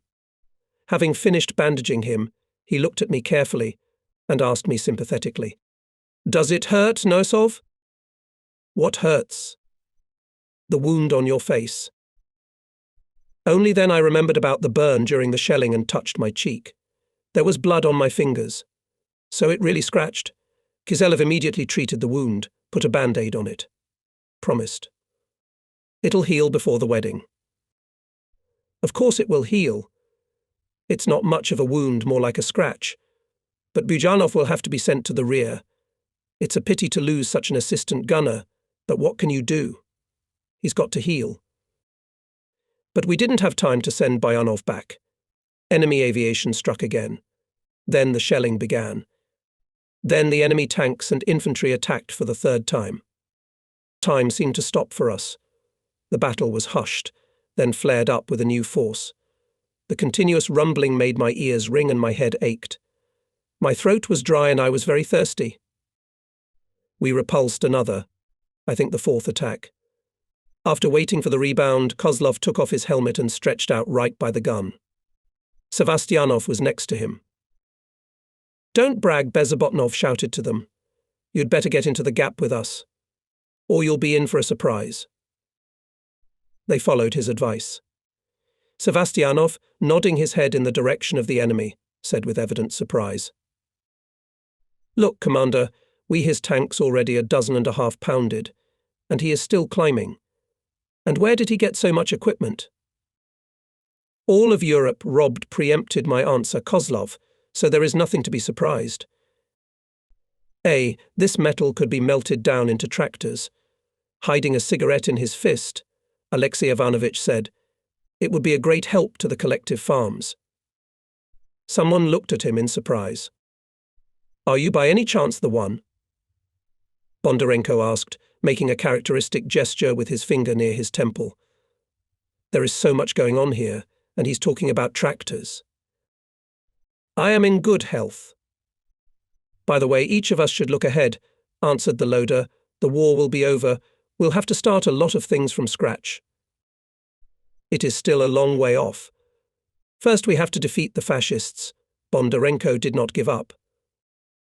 "Comrade Sergeant," Sevastyanov suddenly appealed, "can we change the firing position?" "Where else?" "Over there behind that tank," the gunner showed, standing up. 200 meters away from our trench, the enemy vehicle, hit during the reflection of the last attack, was still burning. Thick black smoke from it, billowing, flowed on the ground. Behind this veil, of course, it would be difficult for the enemy to detect us. Convenient cover supported the gunner Alexei Ivanovich. The temptation was indeed great. I thought, why not take the initiative? Besides, our trench is no longer a shelter. The gun emplacement and slits were half covered with earth. The birch block was scattered in many places during bombing. And there. The fascists wouldn't hit their tank. They wouldn't even think of it. I made up my mind. At my command, the crew quickly rolled the gun to a new position. And then the platoon commander, Junior Lieutenant Miniev, appeared from nowhere. He positioned himself next to me in the funnel and asked, "Who guessed?" "Sevastyanov." "That's good." "Do." And I confess, I was expecting a scolding from him for self-rule. Then we endured another fierce bombardment and no less fierce artillery raid. And the fifth attack of the day began. I see 3 tanks moving on the gun of Senior Sergeant Ovchar at once. He shot down 1 machine, but the enemy was not left in debt, took out half of the calculation. And now the 2 remaining tanks are quickly going to his firing position. The head one is very close. The barrel of its gun, with a thickened muzzle brake at the end, turns threateningly. A few more moments, and the multi-ton Tiger will roll up on the trench. Into his side, I suggested to the gunner. Sevastyanov merged exactly with the gun. A second passes, a second. A shot. Tongues of flame danced on the armor of the enemy machine. It's burning. The third Tiger at that time abruptly turned around and rushed at us. I can see how its wide tracks are crushing bushes, grass crashing into the ground. It is already 20 meters away from us, no more than 20 meters. Sevastyanov fires, but the shell only sparks on the frontal armor. The Tiger's cannon also spits out fire. Fortunately, the shell, drilling the air, whistled above us. Now only moments decide our fate. If we don't have time to shoot again, it's the end. One of our neighbors is ahead of us. A shot in the side with a sub-caliber shell stops the tank. It is smoky. Calmed down, exhaled Alexei Ivanovich, and with the back of his hand wiped off the sweat from his face. Yes, indeed, in battle everything is decided by seconds. In the second half of the day, the situation became sharply more complicated. Nazi tanks, having cut the road, came to the forest and then bypassed the height. The battle is now rattling in our rear. The battery was ordered to withdraw, said the platoon commander. We're dismounting. We're marching. When we arrived at the new place, it was already noticeably dark, but in the twilight even more clearly seen the glow of fires on the horizon. Somewhere muffled murmur tank engines and occasionally heard short machine gun bursts. The first day of our fight with enemy tanks on the fiery line, the name of which is now world-famous Kursk Bulge, was coming to an end. Lieutenant Chernyshenko showed us the firing position. Now we have only 3 guns in the battery. In the center was placed the calculation of Senior Sergeant Fyodor Simakov, on the right mine, on the left Sergeant Nikolai Rodionov. By the way, we took positions prepared in advance. Someone, apparently, has already made an effort for us. Comrade Sergeant Bezabotnov called me, adjusting the platen under the frame. But we got into our old trench. No way. Look at this shrubbery. Alexei Ivanovich continued. I was the one who cut it down. I was clearing it by your order. But the terrain is really familiar in some way. There ahead darkens the broken line of the landing, dividing in two a wide field. On the right an anti-tank ditch, covering the approaches to the battery. To the left a steep cliff, and further on the slope of the height. And I remembered a week ago we were preparing firing positions here. It turns out that we didn't shovel the ground for nothing then, Sevastyanov says in a satisfied voice. At least now we'll have some rest. But there was no rest. They brought ammunition. The soldiers spent 2 hours carrying heavy boxes of shells. So much for a rest. Then the whole squad gathered at the gun. In front, and to the left, the battle was rumbling in the darkness. Every now and then flares flew up into the sky. The bastards have broken through, Bondarenko said brokenly. It's nothing, boy, it's not the 41st year, Alexei Ivanovich answered. They won't let the fascists go far anyway. They will stop them. We have enough reserves, Kozlov supported him. In the middle of the night we were thoroughly refreshed.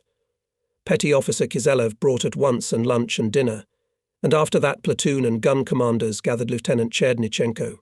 He summarized the day. The battery destroyed 9 tanks. The lieutenant wrote down 2 vehicles on our account. We returned to the calculation together with the platoon commander. We started to get ready for bed. The first to lie down was Junior Lieutenant Maniev. Putting someone's duffel bag under his head, he stretched out to his full height at the bottom of the trench. Before falling asleep, he handed me his wristwatch. He said, "Nosov, you'll be the first on duty. Wake me up in an hour, and I'll take over." And almost immediately he snored. I stood up, leaned against the bumper of the trench, began to look ahead into the night. Machine guns were still tapping somewhere, explosions were heard occasionally, and the muffled rumble of tank engines, muffled by distance, was heard. And under these familiar front sounds I involuntarily drifted back in my thoughts to that distant November dawn of the 42nd year, which changed my whole life. It was still quite dark outside. My friend and I, shivering from the cold, are hurrying to work. Sharp wind from the Kliasma tears the hollow of my summer coat, fractures the visor of my cap. I warmed up in the shop, at the machine. About a year I have already been working at this plant. I've mastered the specialty of a turner, but my soul is still not in place. I want to go to the front, but they won't let me. And suddenly, in the middle of the working day, the timekeeper came up to me and handed me a summons. To the military enlistment office. My heart trembled with joy. I guessed why I was being summoned. After all, for a year and a half I have been asking to be drafted into the army and sent to the front. Will my wish come true? The next day I went to the military enlistment office. There was a crowd of men and young men of draft age waiting for their turn. I was one of the first to be called up. At first I went from one doctor to another, then I was sent to the military commissar. The young commander with a sleeper in his buttonhole looked me over carefully from head to toe, looked over the results of the medical examination and decisively said, "To the artillery." I left the office inspired with good luck. To the artillery. To the god of war. One could only dream of such an assignment. During the time left before being sent to the unit, I went to the village, visited my relatives, then came to the shop, warmly said goodbye to my comrades. My foreman Sergei Grigorievich, shaking hands, gave a friendly admonition. Fight, Vanya, in our way, in the workers' way. In a word, don't be an asshole. ... I in the morning. Ahead, behind the distant heights, broke out frequent artillery and rifle and machine gun fire. The rumble of tank engines began to approach. It's starting again, Bezobotnov said, wiping his inflamed eyes. Yesterday Alexei Ivanovich had been concussed, and now he limps a little and occasionally jerks his head. But he stubbornly refuses to leave his position. On all my insistent requests to go to the medical center, he answers, "I'll heal faster with the guys." "The bastards are pushing him," Vladimir Sevastianov added. "He is wounded." He presses his bandaged hand to his chest, but like Bezobotnov, he doesn't want to go to the rear. Frankly speaking, in my heart I'm even glad of it. Sevastianov is an excellent gunner, you can't go to waste with him. Yesterday he proved it by shooting down 2 tigers. The men of the squad are still sitting in the gap on empty shell boxes. Calm, focused. During the night they slept a little. A short rest has noticeably restored their strength. They are rushing to a Boyan, Kozlov suggested. Nothing. They will soon slow down, Alexei Ivanovich said with conviction. Meanwhile, the rumble of battle was getting closer by the minute. At our firing position suddenly burst one shell, followed by another. The artillery bombardment has begun. To the guns. Gave a command at that time platoon leader. Sevastianov was the first to rise. After him easily jumped out of hiding Bezobotnov, took the place of the lock. Kozlov stood behind the loader. Bondarenko opened the box, began to wipe the shells. I brought binoculars to my eyes. Through the murky veil of smoke and dust, optics brought closer a wide field, on which the battle was already rumbling in full swing. Nazi tanks and self-propelled vehicles were approaching the heights with an iron clang. I have chosen the target. It's a squat tank with a long-barreled gun. He is far ahead of the other vehicles, skillfully bypasses funnels, often changes the direction of movement, trotting to the right, then left. Sometimes it stops for a moment, and then you can see a tongue of flame bursting out of the barrel of his gun. Hit a Viper, I thought with hatred about the fascist mechanic driver, and gave a preliminary command. The numbers of the calculation quickly fulfilled it. Sevastianov pointed the gun, reported on readiness. I made a wave of my hand. A shot rumbled. The shell exploded just to the right of the target. I made a correction. The gunner took aim again. Another shot. But the squat tank, as if enchanted, continued to move forward. Sevastianov became visibly nervous. Is it impenetrable or what? Aim at the undercarriage, I advised the gunner. Enemy tanks and self-propelled vehicles, leading the infantry, meanwhile, have already approached our front line. Machine guns banged relentlessly. The fascists, who were running after the tanks, scattered, began to fall, hiding in craters, folds of the terrain. But what could the machine gunners do with the steel hulks? Some of them have already broken into the front line, began to iron the trenches of our infantry. Meanwhile, Sevastianov kept the impenetrable tank in his sight. At that time it just pecked the cannon forward, hitting a huge crater. Our gunner immediately turned into a blob of tension. He was waiting for the tiger to get out of the obstacle that he had inadvertently encountered. and when the grey bottom was exposed on the rise, he instantly fired. The tank froze for a moment, then rolled back into the funnel and smoked. "So them, the bastards," shouted Kozlov, giving another shell. The battle began to take an undesirable turn for the Hitlerites. Only in our sector of fire 4 enemy vehicles were already burning. Finally, the rest of the tanks could not stand it and turned back. "Stop firing." Lieutenant Chernyshenko commanded. "Well, we worked well," Alexei Ivanovich said, somehow very ordinary, sitting down on a shell crate. "And now, I think, and a smoke would be good." He took out a kit set and began to roll a cigar. The anti-tank gun is a collective weapon. It can fully demonstrate its combat capabilities only in the hands of a well-coordinated and trained calculation. However, in battle it happened that the gun had only one artilleryman. But even in this case it was not silent. Fulfilling the combat task, the survivor continued to act for the entire crew. So did, for example, the gunner, Sergeant Georgy Sosnin. I remember, in the midst of the battle, the platoon commander Junior Lieutenant Miniev came running to our position. Heavily translating his breath, he ordered, "Nosov, urgently allocate 2 men with me." The second calculation was cleanly put down. Bezabotnov, Bondarenko. "Yes," simultaneously answered the named soldiers and rushed after the junior lieutenant. In the evening, when Bezabotnov and Bondarenko returned to the calculation, we became aware of the feat of Komsomol Sosnin. "That's it, Comrade Sergeant. The mission is accomplished. Unfortunately, the Tiger gun was blown to pieces. With a dummy. It was a miracle that Pyotr and I survived," Alexei Ivanovich reported, wiping his wet forehead. The junior lieutenant was concussed, he couldn't speak. They took him to the Sanbat. He stopped and finished with admiration, and Georgy Sosnin did well. For 2 days of fighting 6 tanks, wrote off the Wehrmacht's account. As a hero. He burned the last Tiger alone. All wounded, but he didn't leave the gun. Only now they've sent him to the rear. Will they cure him? Sure. He should be back in a couple months. They'll fix it up, it'll be as good as new. After that, the details came out.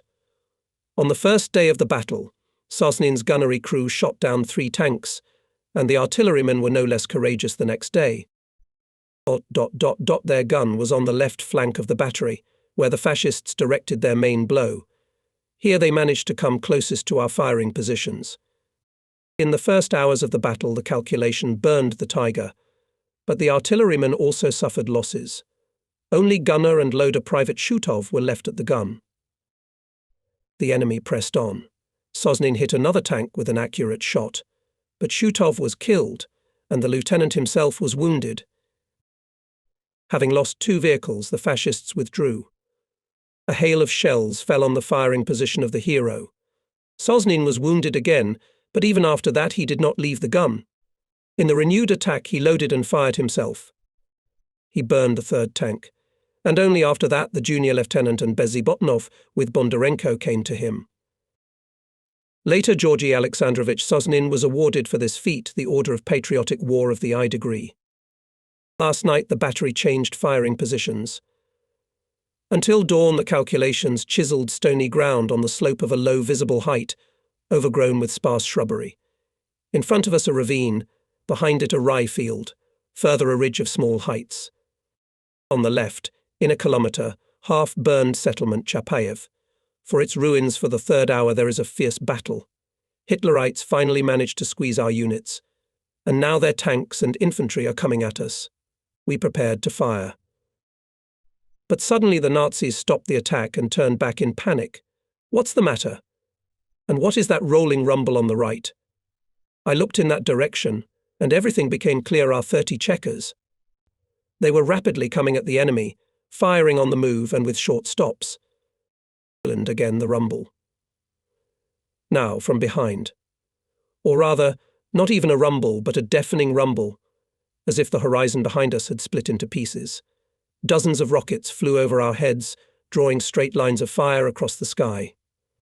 Among the mingled enemy battle orders soared dark black pillars of ruptures. Several Nazi tanks were on fire. What a blow! Sevastyanov shouted admiringly, watching the work of the Katyushas. We should give them. Bastards, such a treat more often, Kozlov added in his tone. They would sooner wise up. The order came to withdraw from the occupied positions. The battery began to move after the advancing infantry and tanks. We had to delay. There was no tractor. Just before that, Lieutenant Chernyshenko had sent it for ammunition. We waited. In the middle of the day, it finally showed up. The driver Degtyarev, black from soot with burned eyelashes, nonchalantly reported. The task is completed, Comrade Sergeant. Where did you get so lucky? Looking at the driver with surprise, Bondarenko asked. Degtyarev, as if not hearing the question, remained silent. At my command, the crew began to attach the gun to the tractor. That, like the driver, was also unrecognizable. The right corner of the side was charred, the paint was chipped, blistered. The cab and hood were riddled with shrapnel. You got a ride? Bezobotnov doubted the tractor. The main thing, Alexei Ivanovich, is that the engine is intact, Degtyarev answered him, and the wheels too. But what happened to our tractor? Only 2 days later, we finally learned about the courageous act of our comrade. The regiment's vehicles, loaded with ammunition, were returning to their positions. And at that time, fascist planes came upon the column, began to bomb and fire at it from machine guns. In the back of Degtyarev's car, along with shells, there was a barrel with fuel. A shrapnel hit it. Gasoline ignited. In this difficult situation, Pyotr Efimovich was not confused. Having stopped the tractor, he jumped into the back and began to knock down the fire, which was already getting closer to the shell boxes. The flames burned his hands and face, but Degtyarev, ignoring the infernal pain, continued to extinguish. He managed to drop the barrel, and thus prevented the explosion of shells. Soon we caught up with the battery. It was advancing directly in the fighting order of infantry. We took the place indicated by Lieutenant Chernyshenko. The battle was for the village. The fascists fiercely resisted. Then their tanks went into counterattack. Our 30 Chekars rushed to meet them. Several dozens of cars from both sides came together in a deadly engagement. Not far from us stopped a T-34 tank. Hit. Yes, its armor went up in flames. Then the smoke grew thicker. Are the boys really going to burn? Sevastyanov shrieked. I wish I could help. On the order of Lieutenant Chernyshenko, to the tank rushed Bezobotnov, Kozlov and Instructor Kizelev. They ran up to the car just at the moment when the tanker fell out of the top hatch on the armor. His clothes were smouldering. But he, not paying attention to it, jumped to the ground and rushed to the front of the tank. The artilleryman followed his example. All together pulled out of the hatch mechanic driver. But he, unfortunately, was already dead. Through the landing hatch helped to get out 2 more crew members. The instructor dressed their wounds and took them to the rear. And we soon moved forward again. Together with infantry and tanks, we broke into the outskirts of the village. We had to work a lot. Hitlerites had a lot of firing points here. And here are the first prisoners. They are led by a young, cheerful sergeant. His head is bandaged, but on the dusty face the triumph and joy of the winner. He holds a machine gun at the ready, shouts, Schnell, schnell, Aryans, superhumans. The morning began with artillery preparation. For 30 minutes the cannonade rattled on and on. Then the tanks and infantry went on the attack. They knocked the Nazis from the hastily occupied the previous day and began to push them further. I was suddenly summoned to the battery commander. Lieutenant Chernyshenko met me friendly, greeted me by the hand. He was obviously excited about something. He ordered me to follow him. We ran or even crawled to one of the high rises. Ahead we could see a settlement of some kind. But which one? The lieutenant took out a map and beckoned me to him. I moved closer and looked at the point he had indicated. So this is? Yes, Cherkasskoye village. There 3 months ago we fought with enemy tanks. It was just me and my lieutenant, We blew up our gun and withdrew with the infantry to Ryasnoye. It was then that Chernyshenko promised we'll come back here, Nosov. We did. That's why the lieutenant called me. Well, it's a very pleasant reminder. We started to return, but at that moment shells began to burst at altitude. Lieutenant Chernyshenko, who was walking ahead, suddenly fell down. I rushed to him. "Pick me up," quietly asked the battery commander.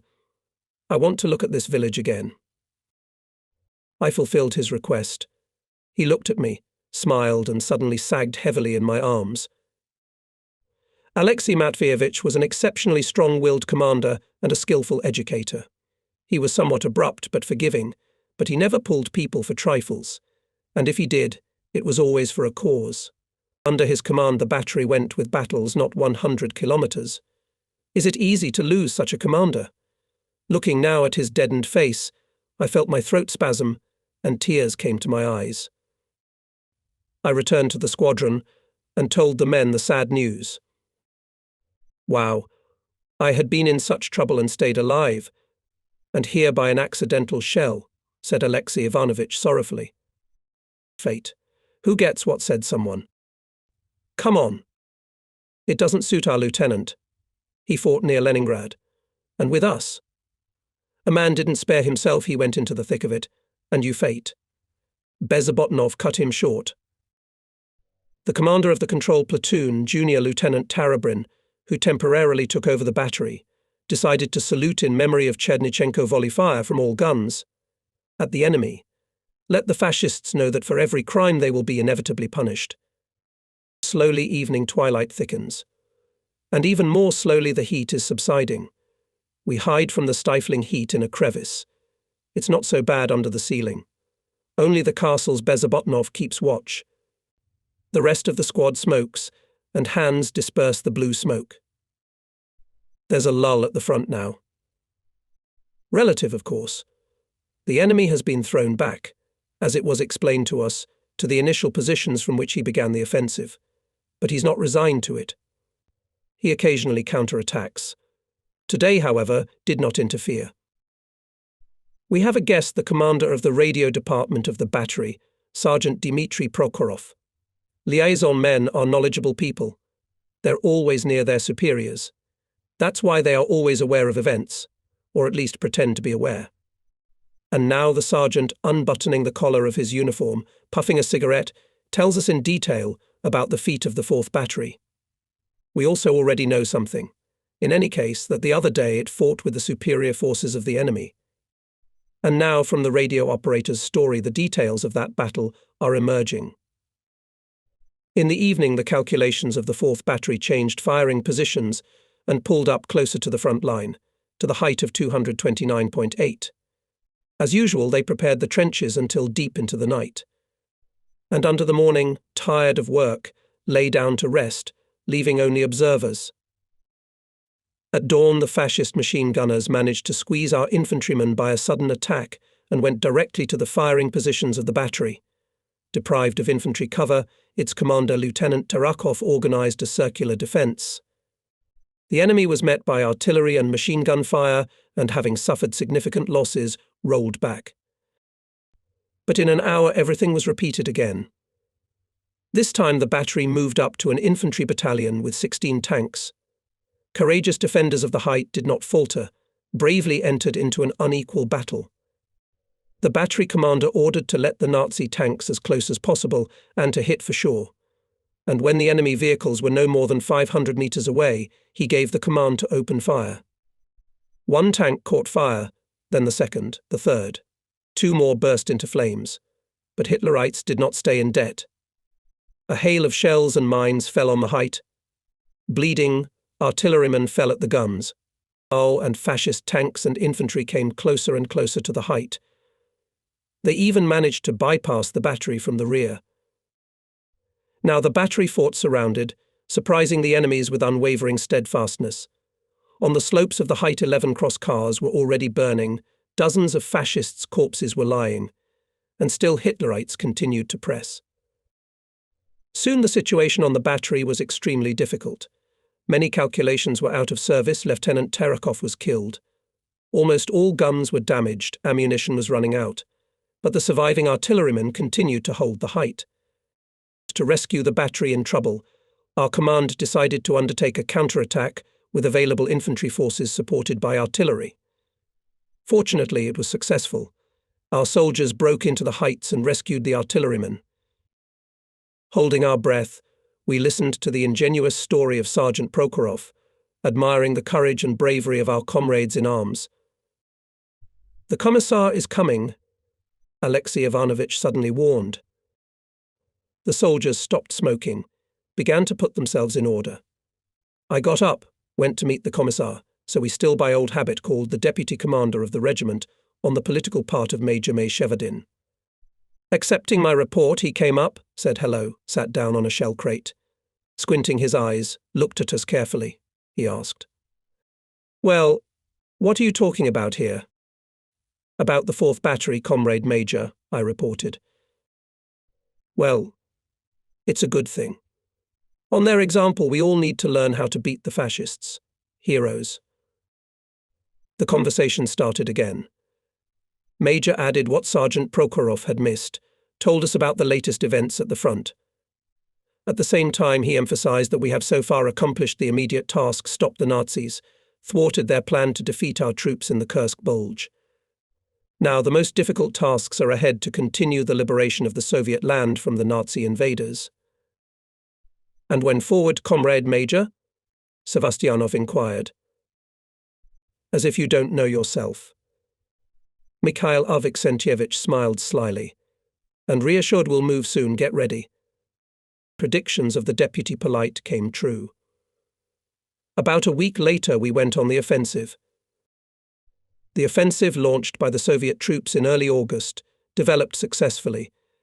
In the capital of our motherland, Moscow, soon sounded the first artillery salute in honor of the liberators of Oral and Belgorod. Our battery is now almost constantly on wheels. Now it is the end of the night, and we are still dusting along the country road. On both sides of it stick out the charred hulks of tanks, self-propelled vehicles, broken cars, mangled guns, mortars. Leads us 22-year-old battery commander Lieutenant Fyodor Shatilov. Slightly above average height, with a pleasant smiling face, he, despite his youth, enjoys unquestionable authority among the artillerymen. The battery commander rides ahead of the column, often stops. He gets out of the car, looks at the map, checking with the terrain. At dawn, we approached a village scattered on a slope. We turned off the road to the right into a clover field. And then our tractor suddenly shook. There was an explosion. "Stop. Stop. Where the hell are you going?" A fighter with a mine detector rushed to us, cursing desperately. "Were you asleep or what?" Shatilov attacked him. "What sleep, Comrade Lieutenant? All night long we've been making passes in the minefield. Pointers should be placed," Alexei Ivanovich remarked to him. "And you should keep your eyes open." The sapper found himself. "And don't take a wrong turn. There are the pointers." "Who can see them in the dark?" Bezobotnov was embarrassed. Our driver Dick Jarev got out of the cab, looked at the car, said with regret, "We've had enough. We are horseless again. It's good that at least we didn't run into an anti-tank shell. That would have blown them to pieces." Nosov, hook the gun to the Willis, ordered the battery commander, and reload the shells into the tractor of the second calculation. We quickly carried out his order, and the column moved forward again. Now, on the passage through the minefield, we were led by a sapper. Behind the village, in the garden, the battery took a firing position. In front, on the heights, the enemy was entrenched. Our shells fell on him. Encouraged by the fire support, the infantry entrenched near the village went on the offensive. The fascists began to withdraw. Soon we withdrew too. And again we stopped at the edge of a sparse grove. Here in shallow trenches lay a group of soldiers. "The fascists are ahead," a sergeant with the Red Star Order on his faded uniform warned us. His left hand rested on a bandage. Almost all other soldiers of the group were bandaged. "Why don't you go to the rear?" asked Sergeant Sevastyanov. First we'll visit home, he answered. In the village ahead, my house. People are lucky, Bondarenko envied sincerely. What a thing to do. To visit his wife in the middle of the war. We don't know yet if it will be lucky, Kozlov said cautiously. The battery commander ordered to prepare the guns for direct fire. And while the soldiers unhooked the guns from the tractors, we, the commanders of the calculations, crawled behind Lieutenant Shatilov to the crest of the height. The following picture appeared to our eyes. In front of our infantry lay down, conducting a sparse fire. Further a gully, a field. On the hillside is a village. On its outskirts the enemy is entrenched. Through binoculars you can see trenches, wire fences. Dense smoke is drifting over the village. Several houses are burning. A windmill standing on the outskirts of the village is burning. Fiery tongues of flame lick the cone-shaped structure, rushing on its roof, on the spread wings. While the crew rolls out the cannon to the firing position, I scrutinize the terrain in the sector of intended fire. At the mill I find a machine gun. Having estimated the distance to it, I determine the sight and angle meter. And quickly to the calculation. I give the command. Open fire. Nearby almost simultaneously sounded gunshots of Sergeants Nikolai Rodionov and Fyodor Simakov. Machine gun at the windmill choked, silenced a few more firing points. Our infantry rose to the attack. The sergeant wounded in the arm went forward with his men.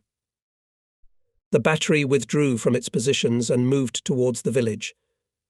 On the outskirts of the village again met familiar infantrymen. They stood with stern faces near one of the burned huts. On the ground lay their commander. He was dead. So our sergeant reached home, one of the soldiers said bitterly, raising his moistened eyes at us, but he didn't find his family, and he was killed on the doorstep of his native hut. After a few days of offensive, our battery was already near Boromli. Early in the morning we skipped through its quiet streets, crossed a small river and stopped in the middle of the field. The wheat expanse swaying in the wind reminded us of the sea. The soldiers got out of the truck. We didn't have time to clean it. Sevastianov sighed sorrowfully, taking a few ears with crumbling grain in his hand. The gun to the height, the car to the shelter. Ordered at this time Junior Lieutenant Miniev. The driver of the tractor Dicyarev hesitated. He, a farmer, who knew the true price of hard peasant labour, was sorry to ruin the wheat. "Why are you hesitating?" "Let's go," shouted the platoon commander. Dicyarev quacked, climbed into the cab and carefully, as on a rickety plank, drove his tractor over the wheat field. At altitude we unhitched the gun. The position was excellent. The surrounding terrain was visible for several kilometres around. Ahead of us was an embankment of a railroad track. Our infantry was entrenched there. On the right a ridge of heights, overgrown with small woods. On the left the river Boromlia. Above it was still smoking morning fog. Battery Commander Lieutenant Shatilov this time personally arranged each gun. The first platoon on the right side of the road, the second on the left. Giving the order, the lieutenant once again warned the commanders of calculations. Trenches equipped in full profile. Possible counterattack of tanks. When the sun finally crept out from behind the horizon, breakfast was brought to the battery. Having received their portions of buckwheat porridge, the soldiers sat down on the damp berm. Aluminum spoons clattered against the edges of the wooks. The most nimble were already shoveling out the remains of the porridge from the bottom, when a group of fascist planes appeared. Castle Bondarenko jumped into the trench, put his palm on his forehead. "The bitches won't let us eat like human beings," he said with resentment. "Maybe it will pass?" Alexei Ivanovich echoed. "Hardly likely," said Kozlov, and also took cover in the gap. At first it seemed that the bombers had passed by. "It seemed to have passed," Sevastianov sighed with relief. "And I was mistaken." The planes at that time made a combat turn and rushed to altitude. The bombing began. Then artillery fire. The bursts of shells and mines were still rumbling, and the team had already put us to the guns. On the right, from the ridge of heights, Nazi tanks were already sliding down. They were moving straight at us. Behind the tanks in full height was a thick chain of machine gunners. Tanks on the right. Battery to the battle. The crews deployed the guns and opened fire. 2 cars immediately caught fire. The others, slowing down, returned fire. Suddenly, 6-barrel mortars hit the heights. The blast wave threw me aside and I lost consciousness. When I woke up, I saw Junior Lieutenant Minievan Yuri Kozlov at the gun.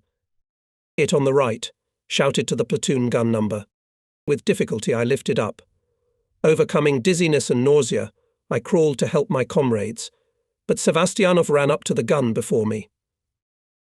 Allow me, he repeated, wiping the junior lieutenant from the sight. I'll give him now.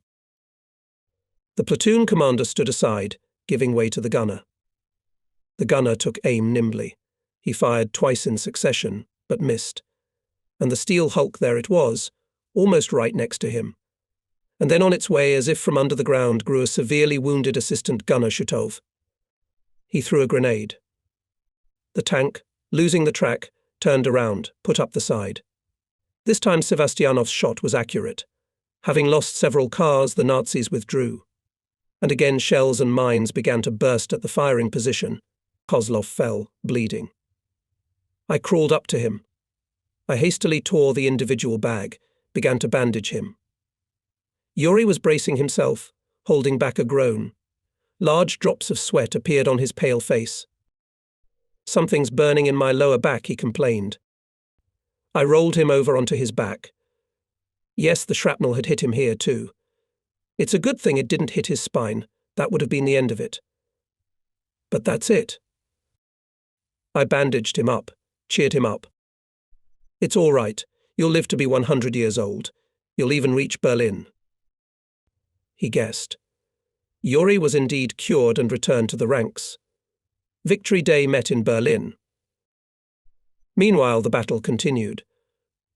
The Nazis managed to squeeze our infantry units. We also withdrew behind the river and strengthened on the heights south of the village Boromlir. With each battle we were getting closer to the Dnieper. Mirgorod was memorable.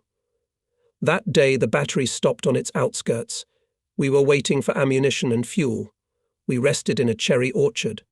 Yellowed leaves were falling on the grass, which was green, but already covered by the first night frosts. Nosov, there's a meeting now, Lieutenant Sigalov, the regimental commissar, warned me. So today my fate will be decided. My heart thudded. There were 12 communists in the battery, not more. They gathered near our gun, sat right on the ground. Everyone has government awards on their uniforms. Bravely fighting party members. For the fighters, they always serve as an example of impeccable fulfillment of military duty. Take at least Staff Sergeant Fedor Simakov.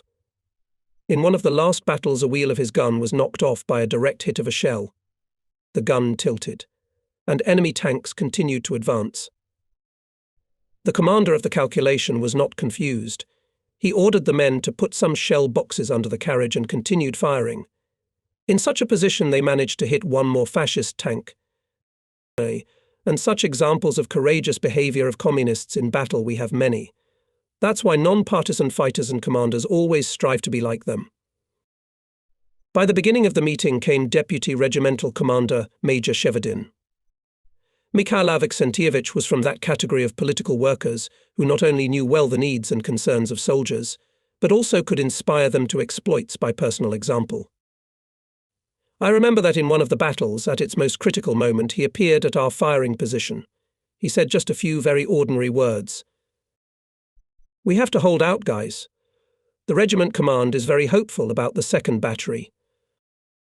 But he was with us till the end of the battle. And it was necessary to see with what courage the calculations met the next attack of the enemy.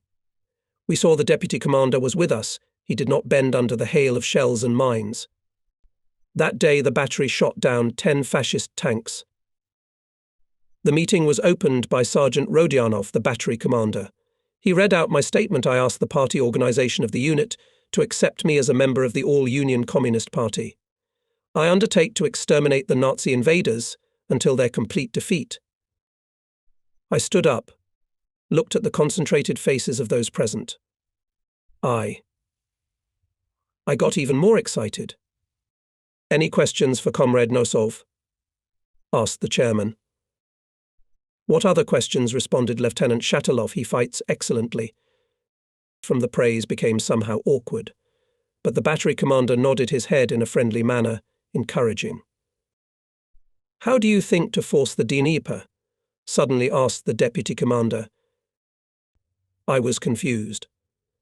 I expected any question, but not such a question. Noticing my confusion, the major explained. "What practically should be done to successfully overcome the river? On what will you force it?" "We will build a raft from improvised materials. We will try to be among the first to reach the opposite bank." "Commendable," approved Shevardin. "Let him tell us about himself," suggested one of the communists. "What is there to tell?